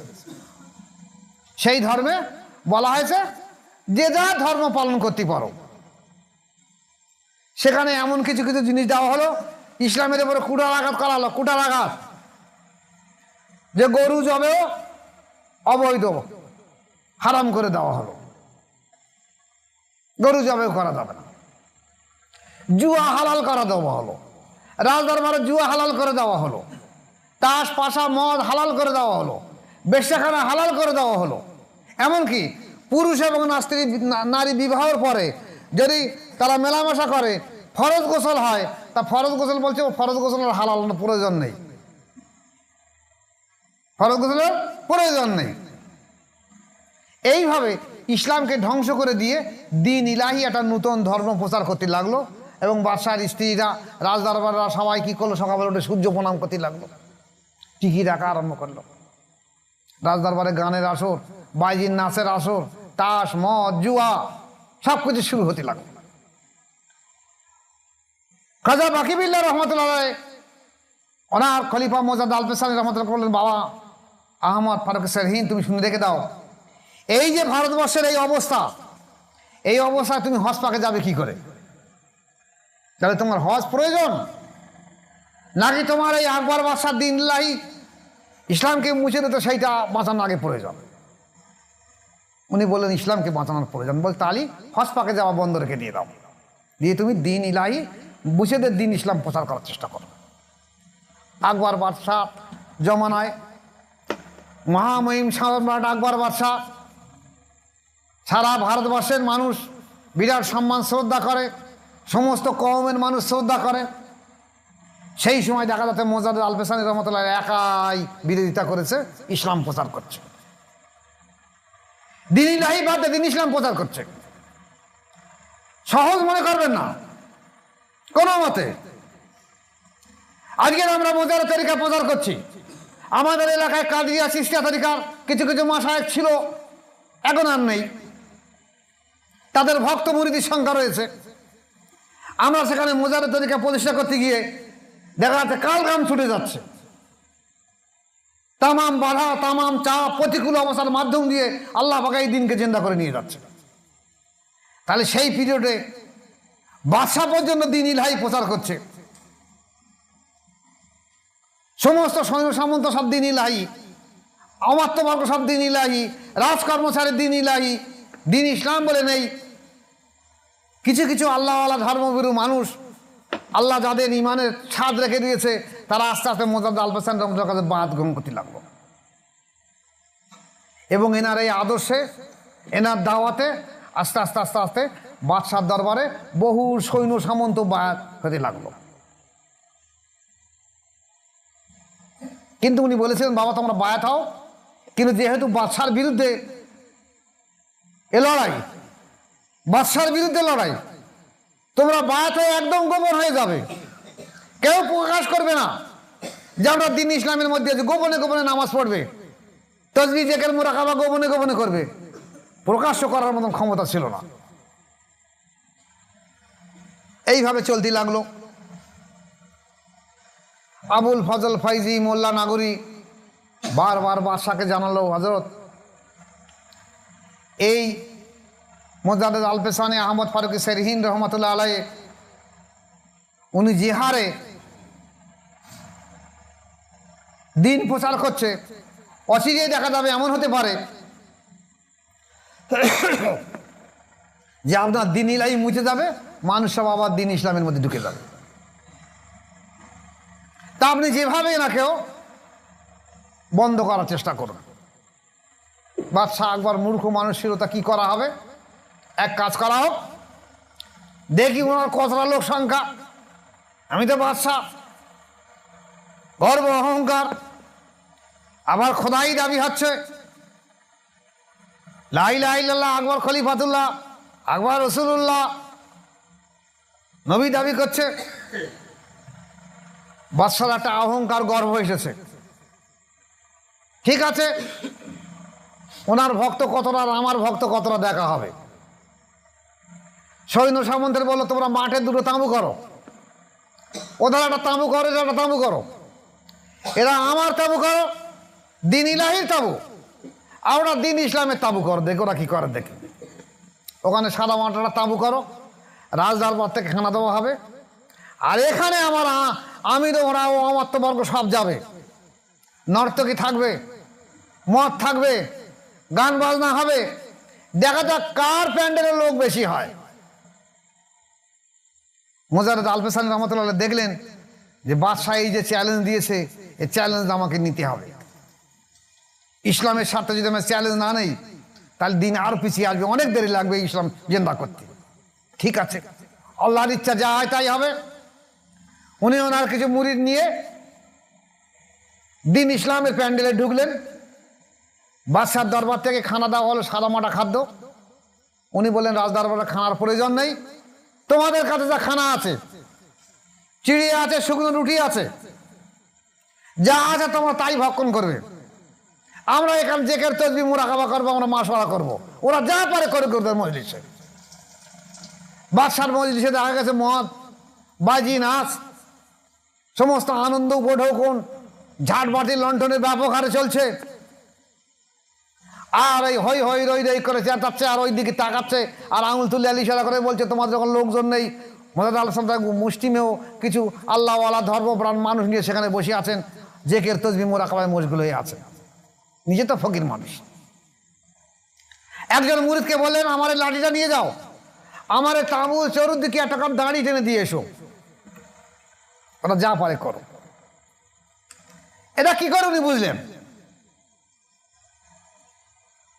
এ কাশ, অলিয়া উলিয়ার কাশ এবং এলহাম হার হামেশায় ঘটতে থাকে। অলিয়া উলিয়াদের সত্য হলো অন্তর থাকতে হবে, নতুবা কাশ বা এলহাম বুঝবে না। আমি গত ইউটিউবে ছেড়েছি, আপনি দেখেছেন বোধহয়, যে রসুল পাক সাল্লাল্লাহু আলাইহি সাল্লামের মা আমিনা রাদিয়াল্লাহু তাআলা আনহা যখন রসুল পাক সাল্লাল্লাহু আলাইহি মায়ের গর্ভে আসলেন, উনি বললেন যে আমাকে গায়েবী আওয়াজ হতো, এ আমিনা রাদিয়াল্লাহু তাআলা আনহা, তোমার গর্ভে সারা বিশ্বের সর্বশ্রেষ্ঠ রত্ন আছে। সে যখন ভূমিষ্ঠ হবে তার নাম রাখবে আহমদ, তার নাম রাখবে আহম্মদ, তার নাম রাখবে মোহাম্মদ। উনি বলতেন আমি দেখতাম আমার চোখের সামনে দিয়ে ছোট ছোট পাখি, বিভিন্ন রকম সুন্দর আকৃতির পাখি, কোনটা সোনার, কোনটা মুক্ত, কোনটা রূপোর, যেন পাখি উড়ে উড়ে বেড়াচ্ছে। কাশ। এছাড়াও উনি বললেন যে আমার সন্তান যেদিন ভূমিষ্ঠ হয় ঠিক সেই সময় আমি দেখছি আসমান থেকে তিনটে পতাকা এসে একটা পৃথিবীর পূর্ব প্রান্তে একটা পতাকা বসে গেল, একটা পৃথিবীর পশ্চিম প্রান্তরে একটা কাবা ঘরের উপরে পতাকা উড্ডীন হলো। এটা ইসলামী পতাকা, ইসলামী ঝান্ডা, ইসলাম জেন্ডা হবে তার প্রমাণ হলো। তারপর দেখলাম কিছু সময় পরে আমার একটা সন্তান ভূমিষ্ঠ হলো। এই সন্তান ভূমিষ্ঠ আবার কয়েক পলকের মধ্যে কোনো কোনো কেতাব এসেছে যে একটা সাদা ধরনের একটা মেয়ে গেছে ঘিরে ফেললো জায়গাটা, এবং ওনার রসুল পাক সাল্লাল্লাহু আলাইহি ওয়াসাল্লামের নূরের ঝলকে সব ঝলসে গেল। ঠিক সেই সময় কোনো কোনো কেতাব এসে জিবরাইল আলাইহিস সালাম ওনাকে আল্লাহ রসুল সাল্লামকে কোলে করে নিয়ে সারা বিশ্ব ব্রহ্মাণ্ড কুল মখলুকাত কায়নাত সবগুলোকে বল দর্শন করে নিয়ে আসে কয়েক পলকের মধ্যে। ঠিক যেমন মেয়ারাজ ঘটেছিল, অল্প সময়ের মধ্যে সারা বিশ্ব ব্রহ্মাণ্ড স্তব্ধ করে দিয়ে আল্লাহ পাক সব দেখিয়ে দিলেন আল্লাহ রসুলকে। এই ঠিক তদ্রূপ ঘটেছে যে জনাবে রসুল পাক সাল্লামকে সারা বিশ্বের সমস্ত সৃষ্টির সব কিছু তাকিয়ে রয়েছে যে শেষ জমানায় আখিরি জমানার নবী আসবে, আমরা তার শৈশব অবস্থাকে দেখব এবং সেদিন আমরা আনন্দ উৎসব করব যে রসুল পাক সাল্লাম দুনিয়ার বুকে এসেছে। তাই ওনার চেহারা মোবারক ফেরেশতারা সারা বিশ্বের সমস্ত সৃষ্টির মখলুকাত কুল মখলুকাতকে সবাইকে দর্শন করিয়ে এনে আবার এখানে হাজির করে দিয়ে। কে বলেছে কথা? মা আমিনা রাদিয়াল্লাহু তাআলা আনহা বলেছেন। তাহলে তার কাশ ছিল, ইলহাম ছিল। আগে দেখেন মুসা আলাইহিস সালাম সেই সময় জালিম বাদশার কারণে মুসা আলাইহিস সালামের মায়ের উপরে ইলহাম হলো যে তুমি তোমার বাদশাকে একটা কাঠের সিন্দুক করে সমুদ্রে ভাসিয়ে দিয়ে দাও। ইতিহাসে এসছে তাই তো। কি করে সম্ভব হলো? ইলহাম আসলো কি করে? অন্তর না থাকলে ইলহাম আসে না, মস্তিষ্কের গানে এটা বলা যাবে না। কোরআন আর হাদিস বুঝতে গেলে, আল্লাহ আল্লাহ রসুল বুঝতে গেলে অন্তর দরকার। আজকের আমাদের দেশের আলেম ওলামা সমাজ হাফেজ কারি মাওলানা মুফতি লেখাপড়া শিখে তারা মনে করছে আমরা সব জ্ঞান অর্জন করে ফেলেছি। ওই জ্ঞানটা হলো মস্তিষ্কের জ্ঞান, কলবি জ্ঞান হয়নি। কিন্তু যা আমিনা রাদিয়াল্লাহু তাআলা উনি ওনার দেখেছেন যে আমাকে ইলহাম হচ্ছে, কাশফ হচ্ছে। আপনার এত বড় বড় হাফেজ কারি মাওলানা মুফতি, আপনার ইলহাম বা কাশফ নেই কেন? কেন নেই? যে রাসূল পাক সাল্লাল্লাহু আলাইহি ওয়াসাল্লাম দুনিয়ায় আসার জন্য, সেই দিনে আনন্দ করার জন্য কুল মখলুকাত কায়নাত সব আনন্দ উৎসব করবো রাসূলকে দেখবো বলে। আপনাদের যদি অন্তর্চক্ষু থাকতো তার রাসূল পাক সাল্লাল্লাহু আলাইহি ওয়াসাল্লাম আগমন বার্তা হিসেবে সারা বিশ্বের উম্মতে মুহাম্মাদি যারা মুসলমান বলে দাবিদার করেছে প্রত্যেকে আনন্দ করতো, মারহাবা ইয়া রাসূলুল্লাহ, মারহাবা ইয়া রাসূলুল্লাহ। কিন্তু আপনাদের অন্তর নেই, কলব নেই, কাশ নেই, ইলহাম নেই বলে আপনাদের এই অবস্থা ঘটেছে। যাক, আমি ও সাইডে সরে গেলে অনেক দূর সরে যাবে, আমি এদিকে আসি। কোন কথাটা বলছিলাম? মুজাদ্দিদ আল-পেশানি আহমদ ফারুকী সেদিন রহমাতুল্লাহ আলাইহ, ওনাকে ইলহাম হলো যে আল্লাহর গজব আসছে, আপনি অবিলম্বে না ঘিরে দিয়ে দেন লাঠি দিয়ে। আকবর বাদশা তো শান শাওকাতের সঙ্গে বসে আছে, পাশে নর্তকীরা সব নাচ গান হচ্ছে, মদ সুরা পান করা হচ্ছে, আনন্দ হই উটলগুল করা হচ্ছে, রাজদরবারে খানা খাওয়া হচ্ছে, আর হই অটল দেখ সেই ফকিরদের মজলিসটা দেখো কিরকম হচ্ছে। ওখানে লোকজন নেই, ওরা মাথায় কাজ চুপ করে বসে রয়েছে। আমাদের খানা দিচ্ছি, আমরা সাদা মাটা খানা দিচ্ছি না খেয়ে, ওরা চিড়ে আর শুকনো রুটি খাওয়া আরম্ভ করেছে। আমাদের এত বড় রাজকীয় খানা আমরা বাদ দিয়ে দিয়েছে। কিন্তু আল্লাহ পাকের ইচ্ছা একবার বাসা বুঝে আসেনি, দেখা গেল একটা ব্যাপক ঝড় আসলো। আজকের সেই ঝড়টা এখন নির্মাণ করছে মানুষ কিভাবে, বিজ্ঞানভাবে। এটা টর্নেডো, ওটা তুফান, ওটা সাইক্লোন, হেন তেন বলছে, নাম দিচ্ছে। কিন্তু সে সময় ওনাম দেওয়া হয়নি, একটা ঝড় আসলো। সেই ঝড়ে আকবর বাদশার তাবু সব উল্টে গেল, দেখ হাঁড়ি কুড়ি যেখানে যা ছিল সব উড়ে উল্টে গেল, কিচ্ছু থাকলো না। একদম পাশি ওই মজলিসে ওরা বুঝতেই পারেনি কিছু। মাদ্রাসা বলছে তোমরা মাথা হ্যাট করে সব মোরাকা ভালো বসে যাও, চতুর্দিকে কেউ কোনো দিকে তাকাবে না, চাবে না কিছু। এ যেন সেই লূত আলাইহিস সালামের কওমের মতন ঘটনা হয়েছে। তোমরা পিছনের দিকে তাকাবে না, তোমরা মাথা হ্যাট করে চোখে বসে থাকো, আমি হুকুম দেবো তবে তোমরা তাকাবে। সবাই মোরাকা ভালো চুপচাপ বসে আছে, শায়েক আছে, কেউ মাথা উঁচু করতে পারছে না। এখন তাঁবুর মাঝে একটা বড় মোটা খুঁটি থাকে সবসময়। সে বাসার আর কি দোষ, আল্লাহর হুকুমই পড়বিতা পড়া আকবর বাসার মাথায় এসে পড়েছে। খুঁটির কাজ কি একবার পরে সরে যায়, পাশে সরে যাবে, কিন্তু আল্লাহর হুকুমই ও 8 বার পুড়েছে, পড়েছে আর উঠেছে, পড়েছে আর উঠেছে। আকবর বাসা থাকে ব্যাস একে মাদার মেরুদণ্ডের খুঁটিতে আকবর বাদশা শেষ। ইতিহাস কিন্তু এটা আর লিখছে না যে আকবর বাদশা কি করে পটল তুলেছে, এটা আর লিখছে না ইতিহাস। আকবর বাদশা মারা গেছে বলছে। ইসলাম যে না হলো একটা ধাপ, চলে গেলেন সব আবার। আকবর বাদশার পরে কে বাদশাই হলো? বাদশা কে? জাহাঙ্গীর বাদশাহ। বাদশাহ জাহাঙ্গীর এবার বাদশাহী হলো। সেই আমির ওমরা ওকে জানালো, দেখেন ওই ফকির মানুষের বদদোয়ায় আপনার আব্বার কিন্তু মারা গেছে, যেভাবে ওই ফকির মানুষকে নষ্ট করতে হবে। তা দেখা গেছে গোপনে গোপনে সন্ধান নিয়ে দেখা গেছে সৈন্য বিভাগে বহু মানুষ মোজাদ আলসানের কাছে বাদ গ্রহণ করেছে। বাদশাহ জাহাঙ্গীর কি করলো, আগে সেই সৈন্যগুলোকে সব দূরে দূরে ছোট ছোট রাজ্যের দিকে সরিয়ে দিয়ে দিল। যারা এখানে বাদ ছিল সব কাউকে লাহোরে, কাবুলি, এখানে সেখানে সরিয়ে দিল, সব দাক্ষিণাত্যের দিকে দিকে সরিয়ে দিল, যেন মোহাম্মদ আলসালাম এক ঘরের মতন হয়ে যায়। দিয়ে এইবারে অমাত্যদের পরামর্শ করে মোহাম্মদ আলসালামকে ডাক করানো হলো যে আপনি রাজদরবার আসুন। উনি বলছেন আমি রাজদরবারে গিয়ে কি করবো, আমি ফকির মানুষ। বাদশাকে এবার আমির ওমরায় বলছে, হুজুর আমরা যে রাজদরবারে এসে আপনার কাছে মাথা হ্যাট করে কুর্নিশ করি, সেজদা দেই, ইনি সেটা করেন। ইনি বলছে আল্লাহ ছাড়া কাউকে সেজদা দেওয়া যাবে না, মাথা হ্যাট করে কুর্নিশ করা যাবে না। আপনি দেখেন ওনাকে আনন্দ এখানে দেখবেন, উনি সেজদা দেবে না, কুর্নিশ করবে না। হাতে তো বাদশাহী রক্ত। ঠিক আছে আসুক দেখি। ওনাকে আনা হলো, উনি এসে দাঁড়ালেন, বলছেন আপনি আমাকে সেজদা দিলেন না কেন, কুর্নিশ করলেন না কেন?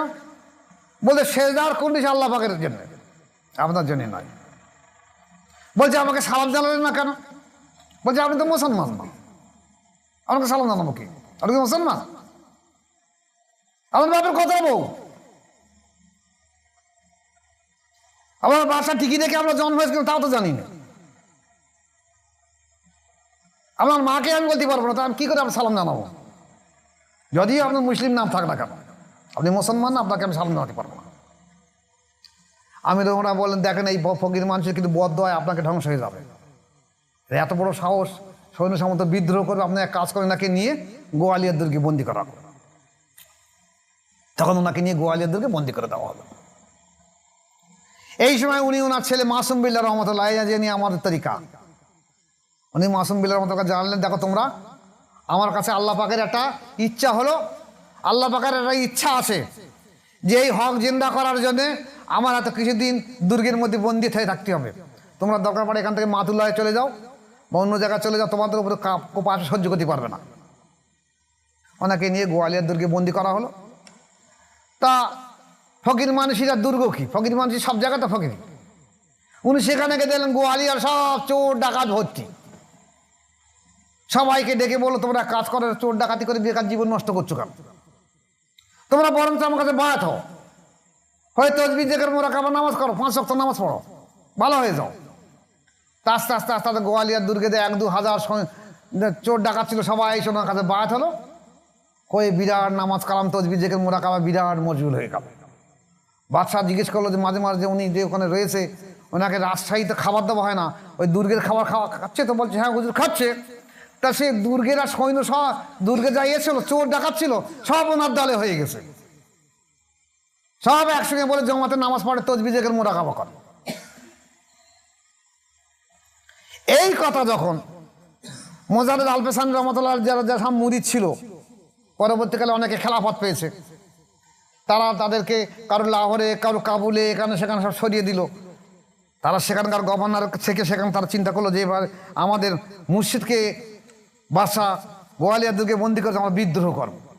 চিঠি আদান প্রদান মাধ্যম দিয়ে সব যোগাযোগ করে বিদ্রোহ করলো। কাবুলের দিয়েছিল, তার নেতৃত্বে বিদ্রোহ করলো। তখন বাদশাহ জাহাঙ্গীর কাবুলে চলে গেল লড়াই করতে গিয়ে, সেখানে বাদশাহ জাহাঙ্গীর পরাজিত হলো, বন্দি করালো বাদশাহ জাহাঙ্গীরকে। তখন বাদশাহ জাহাঙ্গীরের স্ত্রী কি নাম ছিল, নুরজাহান বোধহয়, নুরজাহান, তো নুরজাহান, নুরজাহান এবার সিংহাসনে বসে উনি আর বাকি সৈন্যদের নিয়ে চলে গেল লড়াই করতে গিয়ে, সেখানে গিয়ে নুরজাহান লড়াইতে পরাজিত হলো, বন্দি হলো। দুজনকে একটা ঘরের মধ্যে বন্দি রেখে ওখান থেকে আসফ খান মোহাম্মদ খান ঘোড়া ছুটে চলে আসলে মোহাম্মদ আলসালাম গোয়ালিয়র দুর্গে, বলে গেট খুলে দাও। মোহাম্মদ আলসালামের কাছে গিয়ে সালাম মোসাফা কদম বুঝি করে বললেন হুজুর আপনি বাইরে চলে আসুন, আমরা বাদশাহ এবং বাদশাহর স্ত্রীকে বন্দি করেছি।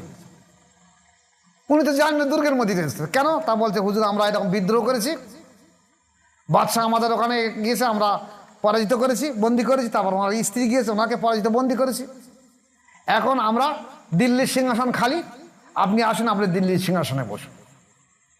ইসলামে একই দিনে জেন্দা হয়ে যায়। উনি বলছেন দেখো আল্লাহ পাকের ইচ্ছে এটা তো নয়, আর তোমাদেরকে আমি বলেছি লড়াই করছি, তোমরা ফিরে যাও, বাদশার স্ত্রীকে নিয়ে আবার সিংহাসনে বসিয়ে দাও, যাও। মাথায় হ্যাঁট করে মসজিদে ঢুকু মেনে বাধ্য হয়ে আবার সে ছুঁচো গেলার মতন হয়েছে। বাদশার স্ত্রীকে নিয়ে আবার সিংহাসনে বসিয়ে দিয়ে দিল, বলছে যে যার জায়গা সেখানে কাজে চলে যাও। বাদশাহ চিন্তা করলেন, আমার আমির ওমর আবু তো বললো যে এ ফকির মানুষ রাজত্বের লোভে বিদ্রোহ করাতে পারে, তা কই তেমন তো লোভ এদের দেখিনি। গোয়ালিয়ার দুর্গে থেকে বলছে ওনাকে ফেরত নিয়ে চিঠি লিখে দিলেন, ওনাকে ফেরত নিয়ে এসে উনি মজা আলোচনা চিঠির উত্তর দিলেন যে আমার কিছু শর্ত আছে, সেই শর্ত যদি পালন করো আমি দুর্গ থেকে বাইরে হবো না, তো বাইরে হবো না। এখন ইনি পড়েছেন মহা চিন্তায়। একদিন, দুদিন, 3 দিন, 4 দিন, তারপর দেখা গেল আল্লাহ পাকের ইচ্ছা উনি একটা স্বপ্ন দেখলেন যে তোমার সিংহাসন ধূলিসাৎ করে দেওয়া হবে। ভয়ে খেয়ে সকালে উঠে বলছেন ঠিক আছে, আমি সব শর্ত মেনে নেবো, চিঠি নিয়ে এসো। লিখে দিলেন আপনি কি শর্ত আছে জান, আমি সব শর্ত মেনে নেবো। উনি বোধহয় 18 দফা শর্ত লিখে দিলেন, সম্ভবত 18 দফা। সেই শর্ত উনি দস্তখত করে দিলেন, আমি মেনে নিয়েছি, আপনি চলে আসুন গোয়ালিয়র দুর্গে আসুন। এসে মোজাদ্দ আলপেসানি রহমতুল্লাহ আসার পরে বাদশাহ জাহাঙ্গীর উঠে সিংহাসনে বললেন আপনি বসুন। বলছেন না, এর বাদশাহী আপনার কাছে কাজ আমার নয়, বরঞ্চ আপনি বায়াত হয়ে যান, কলেমা স্বীকার করুন। দিন ইলাহি আজ থেকে মুছে দেওয়া হলো, দিন ইসলাম জেন্দা হলো, গরু জবাই চলতে লাগলো, মদ হারাম ছিল, হালাল ছিল সেটা হারাম হয়ে গেল, রাজদরবারে সুদ জুয়া ছিল বাতিল হয়ে গেল, সমস্ত মসজিদ মাদ্রাসার রাজদরবার থেকে যে ভাতা দেওয়া হতো সেগুলো বন্ধ ছিল, সেটা আবার চালু করে দেওয়া হলো। এক কথা আবার ইসলামের শাসন ব্যবস্থা কায়েম হলো। এরপরে দেখা গেছে তারপরের পিরিয়ডে বাদশাহ শাহজাহান, বাদশাহ আওরঙ্গজেব, এই যে মোজাদ্দ আলপেসান রহমতুল্লাহ এই নেজবতের মাধ্যম দিয়ে এসে বাদশাহ আওরঙ্গজেব এত বড় একটা বুজুর্গ হলো যাকে জিন্দা পীর বলে ইতিহাস সাক্ষী দিয়েছে। বাদশাহ শাহজাহান মোজাদ্দ আলপেসান খেলাফত প্রাপ্ত হলো, রাজারা অলি হলো। বাদশাহ শাহজাহানের তাজমহল অলি দিন গেলাম আমরা কত বছরে, আল্লাহ পাকের কি ইচ্ছা যেদিনই গেছি সেদিনই দেখা গেছে বাদশাহ শাহজাহানের বোধহয় জন্মদিন না মৃত্যুদিন, কি একটা দিন, কি দিন ছিল, জন্মদিন কি একটা দিন ছিল, সেই 3 দিন ছুটি ছিল। তাহলে মৃত্যু তারিখ হতে পারে, 3 দিন ছুটি ছিল, টিকিটও লাগবে না, ফিরে আসবে আন্ডারগ্রাউন্ড, ওখানে দেখানো হবে। অন্যান্য সময় উপর দিয়ে ঘুরে আসতে হয়, মাজারে আন্ডারগ্রাউন্ড মাজার আছে, আর উপরে একটা মাজার করে গেলে সেখান থেকে ঘুরে মানুষ চলে আসে। কিন্তু ওই দিনের জন্য 3 দিনের জন্য আন্ডারগ্রাউন্ডে ঢুকে দেওয়া হয়, সবাই লাইন দিকে দেখে আসতে পারে। ওই সময় আমি আল্লাহ পাকের আশের দয়া হলো, চিন্তা ভাবনা করুন যে আল্লাহর আশের দয়া, এই সময় দেখে নিতে পারবো উনিও মজার তরিকার মাসায়েক, আর আমি এসে মজার তরিকার মাসায়েক, ওনার স্ত্রীও মাসায়েক, খেলাফত প্রাপ্ত।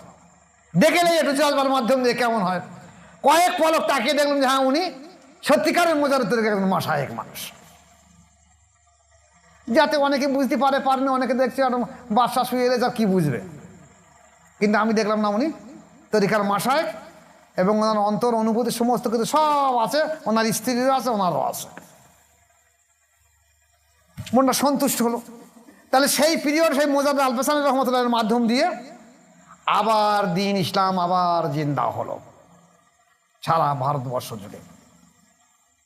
এই মোজাদ্দ আলপেসানি আহমদ ফারুকী সেরিন রহমতুল্লাহ আলাইহি শেষ জীবনে, শেষ সময়ের দিকে উনি এবারে তরিকা প্রচার করতে গিয়ে দেখা গেছে ওনার হজ পাকে যাওয়া হয়নি।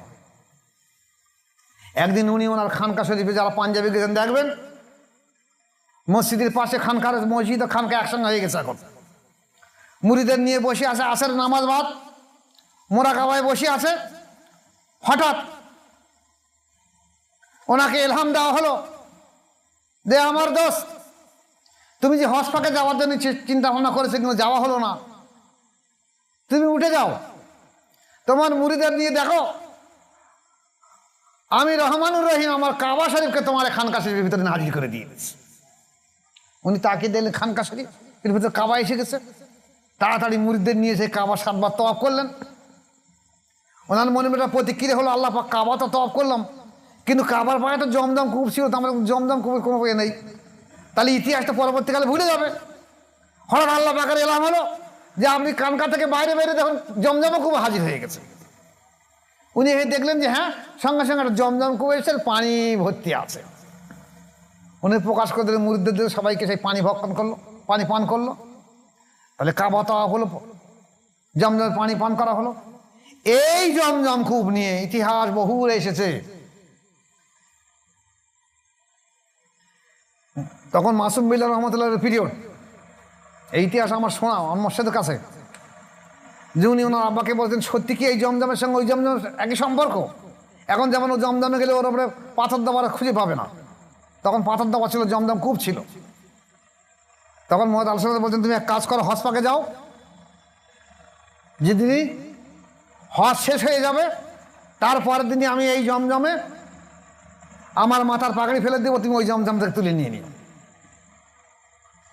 উনি কি করলেন, হজের পরের দিন 13ই জিলহজ জমজমের পাশে গিয়ে দেখলেন যে ওনার আব্বার মাথার পাগড়ি জমজমের পাশে ভাসতেছে, উনি জমজম পাগড়িটা তুলে নিলেন।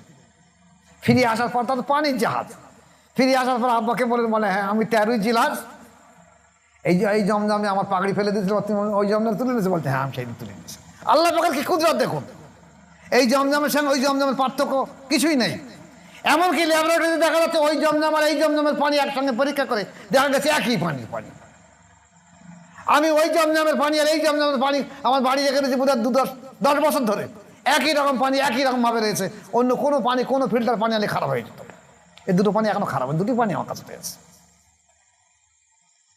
এই মোজাররদ আল-পেশানি আহমদ ফারুকি সেরহিন রহমতুল্লাহ আলাইহ খাজা বাকি বিল্লাহ রহমতুল্লাহর কাছ থেকে কী তরিকা পেলেন? নকশবন্দি তরিকা। তখন উনি ওনার মুরিদদের নিয়ে এই কাদরিয়া আর চিশতিয়া তরিকার বায়াত করাতেন এবং কাদরিয়া চিশতিয়া তরিকার বহু মুরিদকে খেলাফত দিয়ে দিয়েছেন। তারপর নকশবন্দি তরিকার উনি যখন খেলাফত পেলেন তখন দেখলেন আরও উত্তম তরিকা, তখন উনি নকশবন্দি তরিকার বায়াত করাতে লাগলেন। এখন যারা কাদরিয়া চিশতিয়া তরিকার খেলাফত পেয়ে গেল তারা পরবর্তী বলতে লাগলো যে আমরা কাদরিয়া চিশতিয়া নকশবন্দি 3 তরিকার পীর, কারণ যেহেতু আমার শায়েখ নকশবন্দি তরিকার মা শায়েখ হয়েছে।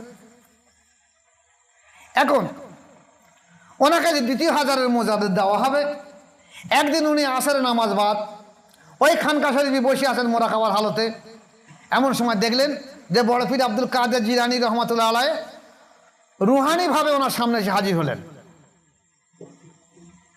হয়ে বললেন যে মোজাররদ আল-পেশানি আহমদ ফারুকি সেরহিন রহমতুল্লাহ আলাইহ, তোমার আব্বা, আমি এই কাদরিয়া তরিকা সর্বপ্রথম প্রতিষ্ঠিত পৃথিবীর বুকে তরিকার মধ্যে, এবং তোমার আব্বা আমার তরিকার কাজ করেছে, অর্থাৎ তুমি আমার এই তরিকা প্রচার করতে থাকো। উনি তাকিয়ে দেখলেন পাশে খাজা মঈনচিশতি রহমতুল্লাহ আলাইহ এসে ওনার খলিফা কুতুবউদ্দিন বখতিয়ার কাকি রহমতুল্লাহ থেকে অনেক সাথে করে নিয়ে এসে ওনারা বলছেন না আমি হিন্দুস্তানের ওলি ছিলাম, তোমার আব্বা আমার তরিকা বায়াতে কাজ করেছে, তুমি এক কাজ করো আমার এই চিশতিয়া তরিকা কাজ করো। উনি দেখলেন দুজনে তো ঠিক কথা বলছেন। পাশে তাকিয়ে দেখলেন বাহাউদ্দিন নকশবন্দি রহমতুল্লাহ আসলেন। উনি রসুল পাক সাল্লাল্লাহু আলাইহি ওয়াসাল্লামের প্রধান খলিফা হযরত সিদ্দিক আকবর আবু বকর সিদ্দিক রাদিয়াল্লাহু সাথে করে নিয়ে এসেছেন। উনি বললেন দেখেন আপনাদের দুজনা যে কথা বলেছেন সম্পূর্ণ ঠিক কথা, কিন্তু এই নকশবন্দি তরিকা বড় আল্লাহর কাছে আমি কেঁদে কেটে নকশবন্দি তরিকা এনেছি। আপনি জানেন এই নকশবন্দি তরিকা আমি কাদিয়া তরিকার মাশায়েখ ছিলাম, কিন্তু উম্মতে মুহাম্মাদের জন্য আমি খুব কাঁদা করেছি আল্লাহ পাকের কাছে। শেষ ভাই দেখলাম আমার বাপ মাশায়েখ, আমার দাদা মাশায়েখ, আমার পোদাদা মাশায়েখ, কিন্তু আমার অন্তরের অনুভূতি আসতে 12 বছরের বেশি লেগেছে। আমার খাদ্য হালাল, আমার বাপের খাদ্য হালাল, আমার দাদার খাদ্য হালাল, তার বাপের খাদ্য হালাল, আমরা হারাম ভক্ষণ করিনি। তাই আমার যদি অন্তর জেকেরে জারি হতে 12 বছর লেগে থাকে, তাহলে এই উম্মতে মুহাম্মাদে যারা দুনিয়ার কাজে ব্যস্ত থাকবে তাদের কত বছর লাগবে। তাই আমি আল্লাহ পাকের কাছে সেজদায় গিয়ে কাঁদলাম, আল্লাহ তুমি উম্মতে মুহাম্মাদের জন্য সহজ তরিকা দান করে দাও। আল্লাহ পাক বলেন বাহাউদ্দিন তুমি মাথা উঁচু করো, কাদিয়া এবং চিশতিয়া তরিকা যা আছে ওই তরিকায় থাকবে, আর কোনো তরিকা দেওয়া হবে না। আমি আল্লাহ পাক কাঁদা করলাম, আল্লাহ পাক আপনি যদি আমার জন্য একটা উম্মতে মুহাম্মাদের জন্য সহজ তরিকা না দেন, তাহলে বাহাউদ্দিন জীবনে আর সেজদা থেকে মাথা উঁচু করবে না, আর দুনিয়ার কোনো খানা খাবে না, দুনিয়ার কোনো পানি পান করবে না। ওয়াক্ত হলে নামাজের সময় নামাজ পড়ছেন আর সেজদাকে শুধু আল্লাহ কাছে কাঁদছে, আল্লাহ তুমি উম্মতের মধ্যে সহজ তরিকা দাও। ইতিহাসে লেখা এসেছে 13.5 দিন, এই 13 দিন 13 রাত 14 রাত বা 14 দিন 13 রাত 13.5 দিন অতিবাহিত হওয়ার পরে ওনার জীবন যখন ওষ্ঠাগত মৃত্যু পরে যাচ্ছে, সেই সময় আল্লাহ পাকে ইলহাম দিলেন, বাহাউদ্দিন তুমি মাথা উঁচু করো, তোমার সম্মানার্থে আমি একটা নতুন তরিকা দিচ্ছি, তার নাম হলো নকশবন্দি তরিকা। এই নকশবন্দি তরিকা তুমি তোমার মুরিদের কলবে আঙুল দিয়ে খেয়াল করার সঙ্গে সঙ্গে, কলবে আঙুল ঠেকানোর সঙ্গে সঙ্গে তোমার এই হাতের মাধ্যম দিয়ে আমার কুদরতি হাত আল্লাহ পানি আল্লাহ পাকের কুদরতি হাতের মাধ্যম দিয়ে সঙ্গে সঙ্গে তার কলবকে আল্লাহ পাকে জেকের জারি করে দেওয়া হবে। ইতিপূর্বে যে তরিকাগুলো ছিল কাদরিয়া চিশতিয়া তরিকা, আগে লা ইলাহা ইল্লাল্লাহ জেকের দেওয়া হতো, তারপর শেষকালে তোকে আল্লাহ জেকের দেওয়া হতো। তোমার এই নকশবন্দি তরিকার প্রথমে আল্লাহ জেকের দাও, শেষকালের দিকে লা ইলাহা ইল্লাল্লাহ জেকের দেবে। এই সর্বোত্তম সর্বশ্রেষ্ঠ তরিকা। উনি বললেন, দেখুন বড় পীর সাহেব খাজা সাহেবকে হাত ধরে করে বলেন, দেখুন আপনারা যে বলছেন আপনাদের কথা সম্পূর্ণ সঠিক, দাবি সঠিক, কিন্তু আমি আল্লাহ কাছে অশেষ কাটা করে এই নকশবন্দি তরিকা এনেছি। বিশ্বাস না হয় রাসূলের পাক সাল্লাল্লাহু আলাইহি ওয়াসাল্লামের প্রধান খলিফা আবু বকর সিদ্দিক এনেছি, জিজ্ঞেস করে দেখেন। এরা সিদ্দিকী আকবরের তরিকা, আপনি এক কাজ করুন, আমার এই তরিকার কাজ কাম করুন। তখন মোজাদ আল হোসেন রহমতুল্লাহ বলছেন, আমার দ্বারা সম্ভব না, দেখা যাক আপনারা ফয়সালা করুন। তখন এনারা বলেন, ঠিক আছে, যেহেতু আবু বকর সিদ্দিক রয়েছেন, বললেন আপনি এক কাজ করুন, আপনি ফয়সালা করেন, আমরা কিভাবে কাজ করাবো। উনি বললেন, এই ফয়সালা আমি করতে পারবো না, আমি রাসূলের পাক সাল্লাল্লাহু আলাইহি ওয়াসাল্লামকে রুহানিভাবে এখানে হাজির করাচ্ছি। উনি আল্লাহ রসুলকে ডাক করালেন, সমস্ত সাহাবা, তাবিন, তাবে তাবিন, আইমায়ে মুজতাহিদ সবাই এসে সেরহিন দিয়ে হাজির হলো।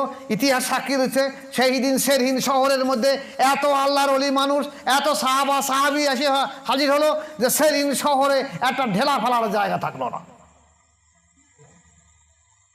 সমস্ত মানুষ রসুলের, সমস্ত সাহাবা রুহানিভাবে রসুলের পাক সাল্লাল্লাহু আলাইহি ওয়াসাল্লাম আসলে সবাই সালাম জানালেন, মারহাবা ইয়া রাসূলুল্লাহ, মারহাবা ইয়া রাসূলুল্লাহ। মোবারকবাদ জানানোর পর রাসূলুল্লাহ পাক সাল্লাল্লাহু আলাইহি ওয়াসাল্লাম বললেন, ব্যাপারটা কি? বলছেন, হুজুর এই ব্যাপার। বলছেন, এক কাজ করো, তোমরা এক কাজ করো। বড় পীর সাহেব খাজা সাহেব বাহাউদ্দিন নকশবন্দি রহমতুল্লাহকে বলেন, দেখো তোমরা এই যে তরিকার নিসবত কোথা থেকে পেয়েছো? বলতেন, হুজুর আপনার কাছ থেকে পেয়েছি। বলে, তাহলে সমস্ত নিসবত আমাকে ফিরিয়ে দিয়ে দাও।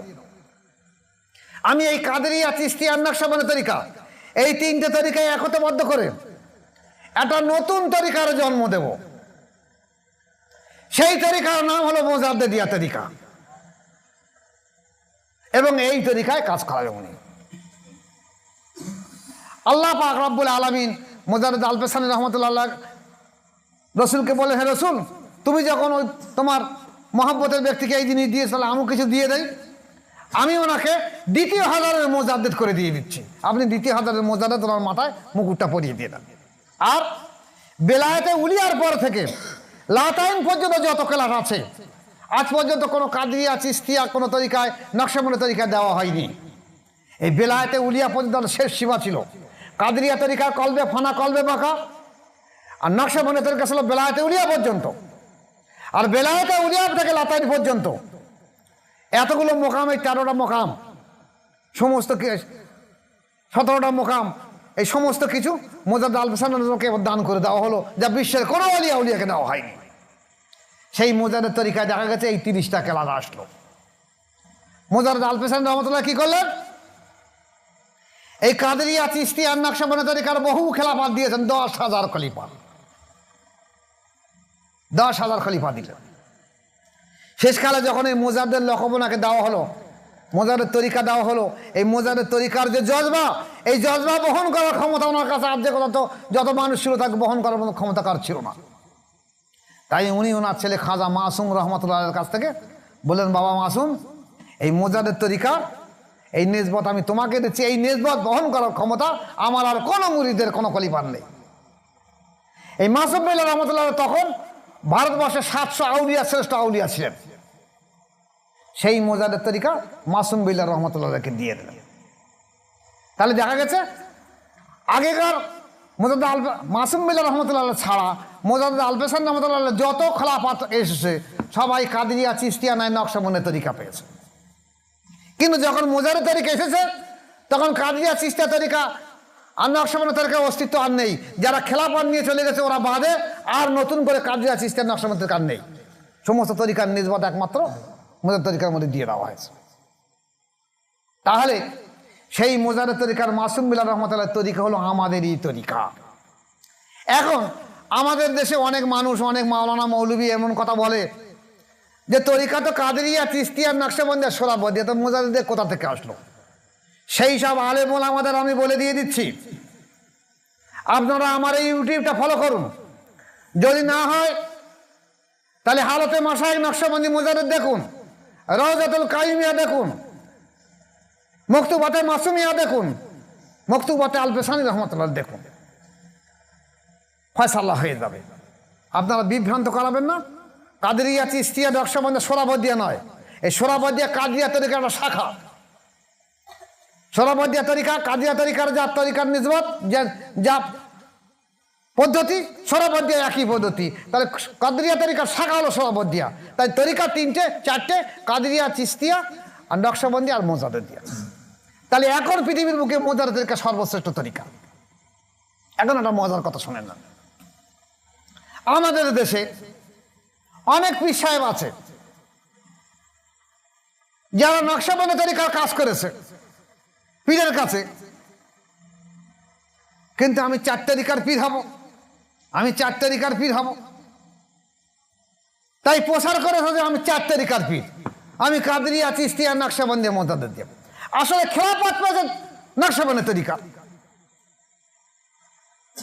4 তরিকার পীর কি হয়? এরা দেখা যাচ্ছে এই তরিকা এই প্রচার করতে গিয়ে দেখা যাচ্ছে নকশবন্দি তরিকার সেই যে কামালিয়াত ছিল, যে নিসবত ছিল, সেটাকে ধূলিসাৎ করে দিয়ে গেছে। আর যখন মোজাদের তরিকা প্রতিষ্ঠা হয়ে গেছে তখন বাকি তরিকার সমস্ত নিসবত আস্তে আস্তে মুছে যাবে। আমি আমার এই জ্ঞান বুদ্ধিতে এই 65 বছরে, আজ 30 বছর ধরে, আমি 35 বছর ধরে তরিকা প্রচার করছি। এই 35 বছর তরিকার প্রচার করে দেখছি কাদরিয়া চিশতিয়া নকশবন্দি তরিকার নিসবত ক্রমশ দুর্বল হয়ে গেছে। শুধুমাত্র নকশবন্দি তরিকার নিসবত কিছু কিছু জায়গায় আছে, আমার কাছে ফোন করছে ইউটিউবের মাধ্যম দিয়ে। কারোর কাছে 1টা লতিফা, কারোর 2টো লতিফা, কারোর 3টে লতিফা, কারোর 4টে লতিফা, 5টা লতিফা পর্যন্ত আছে। আমার যারা এই পৃথিবীর বুকে যত নকশবন্দি তরিকার মাশায়েখ আমার কাছে ফোন করেছে বা মরিদে ফোন করে, তাদের 5টা লতিফার বেশি নিসবত আর নেই। আর কাদরিয়া চিশতিয়া তরিকার আর নিসবত আর কোথাও দেখা যায় না। এই নিসবত সম্পর্কে আগামী ইউটিউবে একটা দিয়ে দেবো, নবী দিবস হয়ে যাক, নিসবত সম্পর্কে একটা ইউটিউব দিয়ে দেবো। তাহলে দেখা গেছে এই যে তরিকা সর্বশ্রেষ্ঠ তরিকা মোজাদের তরিকা। আপনাদের কাছে একটা বিশেষ জিনিস আমি আপনাকে জানিয়ে দিয়ে যাই। আমার দেশে অনেকে এখনো কাদরিয়া চিশতিয়া তরিকার গলাবাজারি করে বলছে কাদরিয়া তরিকা প্রধান তরিকা, কেউ গলাবাজারি করছে চিশতিয়া প্রধান তরিকা, কেউ গলাবাজারি করছে নকশবন্দিয়া প্রধান তরিকা। আরে মিয়া, কান খাড়া করে শুনে নাও, মোজাদ্দেদ আলপেসানি আহমদ ফারুক সরহিন্দ রহমতুল্লাহ 2য় হাজারের মোজাদ্দেদ, যিনি কাইমে আওয়াল, যার সাহেবজাদা মাসুম বিল্লাহ রহমতুল্লাহ কাইমে সানি, 3য় কাইম ওখানে, 4র্থ কাইম ওখানে, এই 4000 বছর কাইম এখন ওখানে থাকবে। তাহলে এই নিসবত মাসুম বিল্লাহ রহমতুল্লাহকে নিসবত থাকবে সারা বিশ্ব জুড়ে। যদি এই নিসবতের সঙ্গে কেউ সম্পর্ক না রাখে তদিকে এমনি তার মুছে যাবে। আমি ইউটিউবের মাধ্যম দিয়ে বলে দিয়ে যাচ্ছি, সেই মোজাদ্দেদ আলপেসানি আহমদ ফারুক সরহিন্দ রহমতুল্লাহ আলাইহি ওনার আব্বার কাছ থেকে কাদরিয়া চিশতিয়া তরিকার অর্জন করার পরে উনি তো বলতে পারতেন যে আমি কাদরিয়া চিশতিয়া তরিকার মাশায়েখ, আমাকে আর নকশবন্দি তরিকার প্রয়োজন নেই। উনি কাদরিয়া তরিকার চিশতিয়া তরিকার সমস্ত বাদ দিয়ে কি করলেন? আব্বার ওসিয়াত অনুযায়ী নকশবন্দিয়া সর্বশ্রেষ্ঠ তরিকা, তাই নকশবন্দি তরিকা বায়াত গ্রহণ করলেন। আমি এই উপমহাদেশের সমস্ত কাদরিয়া এবং চিশতিয়া তরিকার মাশায়েখদের অনুরোধ করছি হাত জোর করে, আপনারা এই ওসিয়াত নসিহাতটা দেখুন যে মোজাদ্দেদ আলপেসানি রহমতুল্লাহ আলাইহি, যিনি প্রথম হাজারের মোজাদ্দেদ, কাইমে আওয়াল, যার নিসবত কিয়ামত পর্যন্ত জিন্দা থাকবে, তিনি যদি কাদরিয়া চিশতিয়া তরিকার মাশায়েখ হবার পরেও যদি নকশবন্দি তরিকা উত্তম তরিকা বলে সেখানে হাত পেতে বায়াত হতে পারে, তাহলে আপনারা কাদরিয়া আর চিশতিয়া তরিকার পীর সাহেবের গলাবাজারি করছেন কেন, যেখানে নিসবত মুছে গেছে? আপনারা মোর্দাদের জন্য করে যে পাচ্ছেন না, নেজবাত মুছে গেছে। রুহুল আমিন রহমতুল্লাহ আলাইহি বলছে যে 100টা মুরিদের মধ্যে যদি 60টা মুরিদের অন্তর দেখে জারি করে দিতে পারে তাহলে বেশক তিনি মাশায়েখ। আপনারা বলুন যে হ্যাঁ পীর মুরিদি করছেন, বায়াত করাচ্ছেন, 100টা মুরিদের মধ্যে 60টা মুরিদ কেন 7টা মুরিদের বলুন যে বায়াত অন্তর জারি করে দিতে পেরেছে। আপনাদের ভেতরে নেজবত নেই, আপনার পীর মুরিদি করে সমস্ত সমাজটাকে, সমস্ত কওমটাকে ধূলিসাৎ করে ধ্বংস করে দিচ্ছেন। এই শিক্ষা আপনাদের নেওয়া দরকার ছিল মুজাদ্দিদ আল পেশানি রহমতুল্লাহ বক্তব্য থেকে। এছাড়া আছে একদল যারা পীর না, পীরের সাহেব জাদা, তার ছেলে না, তার পোতা, তার নাতি, তারাও পীর সেজে বসে রয়েছে পয়সা কামায় ধান্দা করে।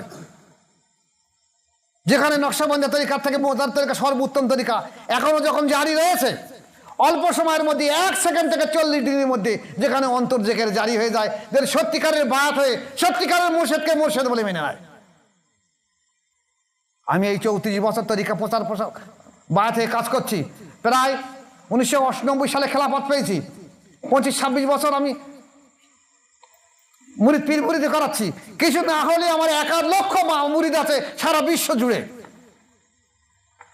এমন কোন মুরিদ আমার আঙুল তুলে কথা বলিনি যে আপনার সোহবতে বায়াত হয়ে আমার অন্তর জেকের জারি হয়নি। আর আপনারা কাদেরিয়া চিশতিয়া তরিকার নেজবন না থেকে ভণ্ডামি করে এই সত্য তরিকাকে আপনারা বলছেন মিথ্যা তরিকা, গলাবাজারি করে এখানে সেখানে খানকা করে বলে যাচ্ছেন যেটা মিথ্যা তরিকা, এই তরিকা বায়াত হওয়া যাবে না, এরা ভণ্ড অমুক তমুক। কি আছে আপনাদের ভিতরে? আপনারা গলাবাজারি পীর সাথে বসেছেন। আসবে একদিন যারা মরে গেছে আপনাদের বংশধর, তাদের কাছে জিজ্ঞাসা করেন, যদি আপনার অন্তর থাকে, যদি এলহাম থাকে, যদি কাশ থাকে, তাদের মাজারের পাশে গিয়ে জিজ্ঞাসা করুন যে আপনারা আমাদের এই পথে বসে গেছেন, আপনারা বলুন যে মোজার তরিকাদের সর্বশ্রেষ্ঠ তরিকাটা আপনারা আমাদের বাদ কাটি বলছেন না কেন? আপনাদের অন্তর নেই, কলব নেই, কাষ্ঠ নেই, মোরাকাবা নেই, মুশাহেদা নেই, ইলহাম নেই, নেজবাত নেই, কিচ্ছু নেই। পীর সেজে বসে সারা সমাজটাকে বিভ্রান্ত করে দিচ্ছে। আল্লাহর অশেষ দয়া। মুজাদ্দিদ আল পেশানি রহমতুল্লাহ আলাইহি বলেছেন আমার এই তরিকা কিয়ামত পর্যন্ত জিন্দা থাকবে এবং শেষ জামানায় মেহেদী আলাইহিস সালাম এসে আমার এই মুজাদ্দিদ তরিকায় বায়াত গ্রহণ করবে এবং শেষ হলে আমার এই মুজাদ্দিদ তরিকায় থাকবে। এবং আমার এই মুজাদ্দিদ তরিকায় যারা খেলাফত পাবে আমি প্রত্যেককে জানি চিনি, যাদের দ্বারা তরিকা জিন্দা হবে আমি প্রত্যেককে জানি চিনি, তাদের কাছে কতটা মুরিদ হবে তাও আমি জানি। এবং এই সেই মুরিদগুলো মুজাদ্দিদ তরিকা, সেই মুরিদগুলোকে আমি যদি না নিয়ে, প্রত্যেককে না নিয়ে, আমি মুজাদ্দিদ আল পেশানি আহমদ ফারুক সেরহীন আমি বলছি, আমি এই মুরিদগুলোকে না নিয়ে আমি কোনোদিন জান্নাতে হাজির হব না। এত বড় সৌভাগ্যের কথা আর কোনো মাশায়েখের বুক ফুটে বলার ক্ষমতা হয়নি। সেই মুজাদ্দিদ তরিকা থাকার পরেও আপনারা দেখা যাচ্ছে আজকে কাদেরিয়া চিশতিয়া তরিকা নিয়ে সমাজকে বিভ্রান্ত করে দিচ্ছেন। আপনারা বায়াত গ্রহণ করুন, এখনো সময় আছে। আনত এই ভুলের জন্য সাধারণ মানুষ একদিন আপনাদেরকে কথা বলতে বাধ্য হবে যে আপনারা এত বড় ইতিহাস রয়ে গেছে, এই ইউটিউবের মাধ্যমে জেনেছি বা বইয়ের মাধ্যমে জেনেছি, আপনারা কেন এই ভুল কাজ করেছেন। যাক, সময় অনেক হয়ে গেছে, আর বেশি সময় নেব না। আল্লাহ পাক যদি তৌফিক দেয় এই সময় আলোচনা করাতে মুজাদ্দিদ আল পেশানি আত্মজীবনী সম্পর্কে আলোচনা করার আবার আগামী দিনে আলোচনা করে দিয়ে দেবো। আল্লাহ পাকের লাখো শুকরিয়া যে আমাদের এই মুজাদ্দিদ তরিকা আমাদের পশ্চিমবাংলার মধ্যে ছিল না। উত্তরপ্রদেশে হাজিরি আসালি খান শাহজাহানপুরী রহমতুল্লাহ আলাইহি আল্লাহ তাকে জান্নাত নসিব করেছে, যিনি হাদিসের টিকায় যার নাম আছে,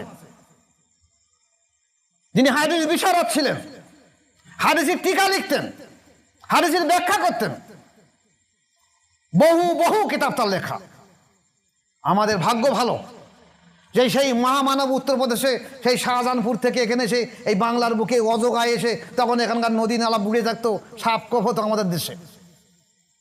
সেই সময় এই দমদম থেকে এই রাজারহাট থেকে মেট্রো ট্রাম চলতো সেই হাসনাবাদে, এই মার্টিন কোম্পানির রেল চলতো।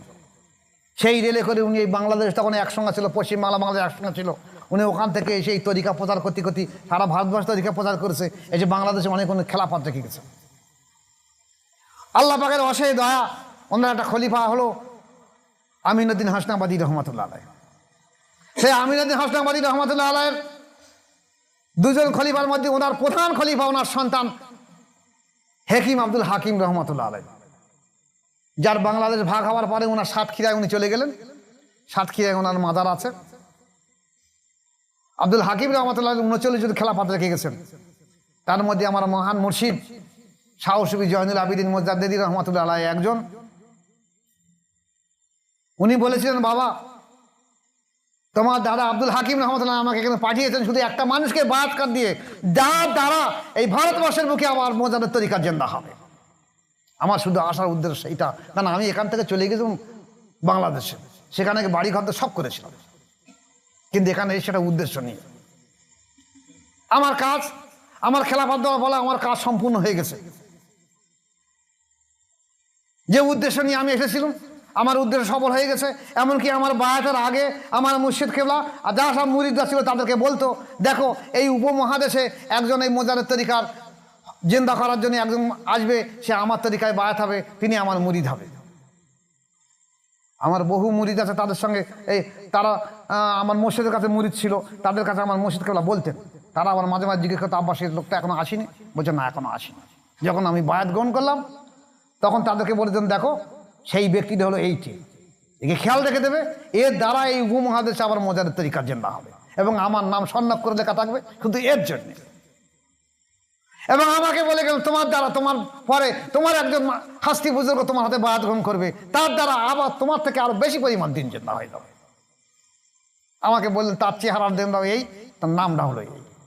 আমি এখন আপনাদের সব বলবো না, আমি আমার আত্মজীবনের মধ্যে লিখে যাবো গোপনে ভাবে, বা যদি তেমন বিশ্বাস করো আমার মুরিদ থাকে তাদেরকে বলে যাবো সেই ব্যক্তিটা কে, যার দ্বারা আমার পরে আরো বেশি তরিকা জিন্দা হবে। তাহলে সেই নিসবতটা আল্লাহর অশেষ দয়া হলো বলে এই হিন্দুস্তানের সেই মোজাদের তরিকা আবার ঘুরে ঘুরে ঘুরে ঘুরে বাংলাদেশ থেকে আবার হিন্দুস্তানে আসে। সেই পাঞ্জাবের সেই হিন্দি আমরা গত বছরে গিয়েছি, আরো কয়েকবার গিয়েছি। গত বছরে গিয়ে যারা সেখানকার দায়িত্ব গদিনসীন আছে দেখা গেছে সেখানে মোজাদের তরিকার কোনো মোজাদের তরিকার তো কিছু সেখানে নেই, নাকি বলেন? সেখানে যে গদিনসীন আছে তার সঙ্গে কথা বলা হলো, সেই বারে বারে বলে ইনশাল্লাহ করেঙ্গে, ইনশাল্লাহ করেঙ্গে। আপনি বায়াত হয়ে কাজকাম করেন না, আপনি কি করছেন? আপনার তরিকা নেই, তসবি নেই, যেখানে নেই, মোরাকাবা নেই, কি করছেন? বলে ইনশাল্লাহ করেঙ্গে, ইনশাল্লাহ করেঙ্গে। কিন্তু না, তাহলে সেখান থেকে তরিকার জন্য হয়ে সেই তরিকার নিসবত দেখা যাচ্ছে আর এক জায়গায় ফুটে উঠেছে, কিন্তু সেই জায়গায় আবার বন্ধ হয়ে গেছে। এই তরিকা হলো এমনই একটা জিনিস, নিসবত কোথায় গিয়ে ফুটে উঠবে আল্লাহ পাক ভালো জানে। তা আল্লাহর অশেষ দয়া এখন এখানে ফুটে আছে। যারা বিরোধিতা করছে অচিরেই ধ্বংস হয়ে যাবে। আল্লাহর ওলিদের সঙ্গে বিরোধিতা করে আল্লাহ পাক পরিষ্কার বলেছে, আমার আউলিয়াদের সঙ্গে যদি কোনো ব্যক্তি বিরোধিতা করে আমি আল্লাহ পাক তার বিরুদ্ধে তলোয়ার থাকি। আর আমার তলোয়ার এমন তলোয়ার যে আমার তলোয়ারের সামনে দাঁড়ানো পৃথিবীর কোনো শক্তির কাছে সম্ভব নয়। আমি আমার এই জীবন অবস্থা দেখেছি, বহু মানুষ বিরোধিতা করেছিল, বহু মানুষ অচিরেই ধ্বংস হয়ে গেছে। কেন? যদি আল্লাহ পাক আমাকে কবুল করে নেয় তা সব সোজা হয়ে যাবে। তাই আপনাদের কাছে অনুরোধে, আপনারা ভাগ্যবান যারা মোজাদের তরিকা পেয়েছেন, তারা চেষ্টা করুন এই তরিকাকে টিকিয়ে রেখে দেওয়ার জন্য। আল্লাহ পাক কার দ্বারা আবার নিসবতটাকে টিকিয়ে রেখে দেবে আল্লাহ ভালো জানে। আমি চাই আমার মুরিদ বা খলিফারা তাদের মাধ্যম দিয়ে আবার এই তরিকা জিন্দা হয়ে থাক।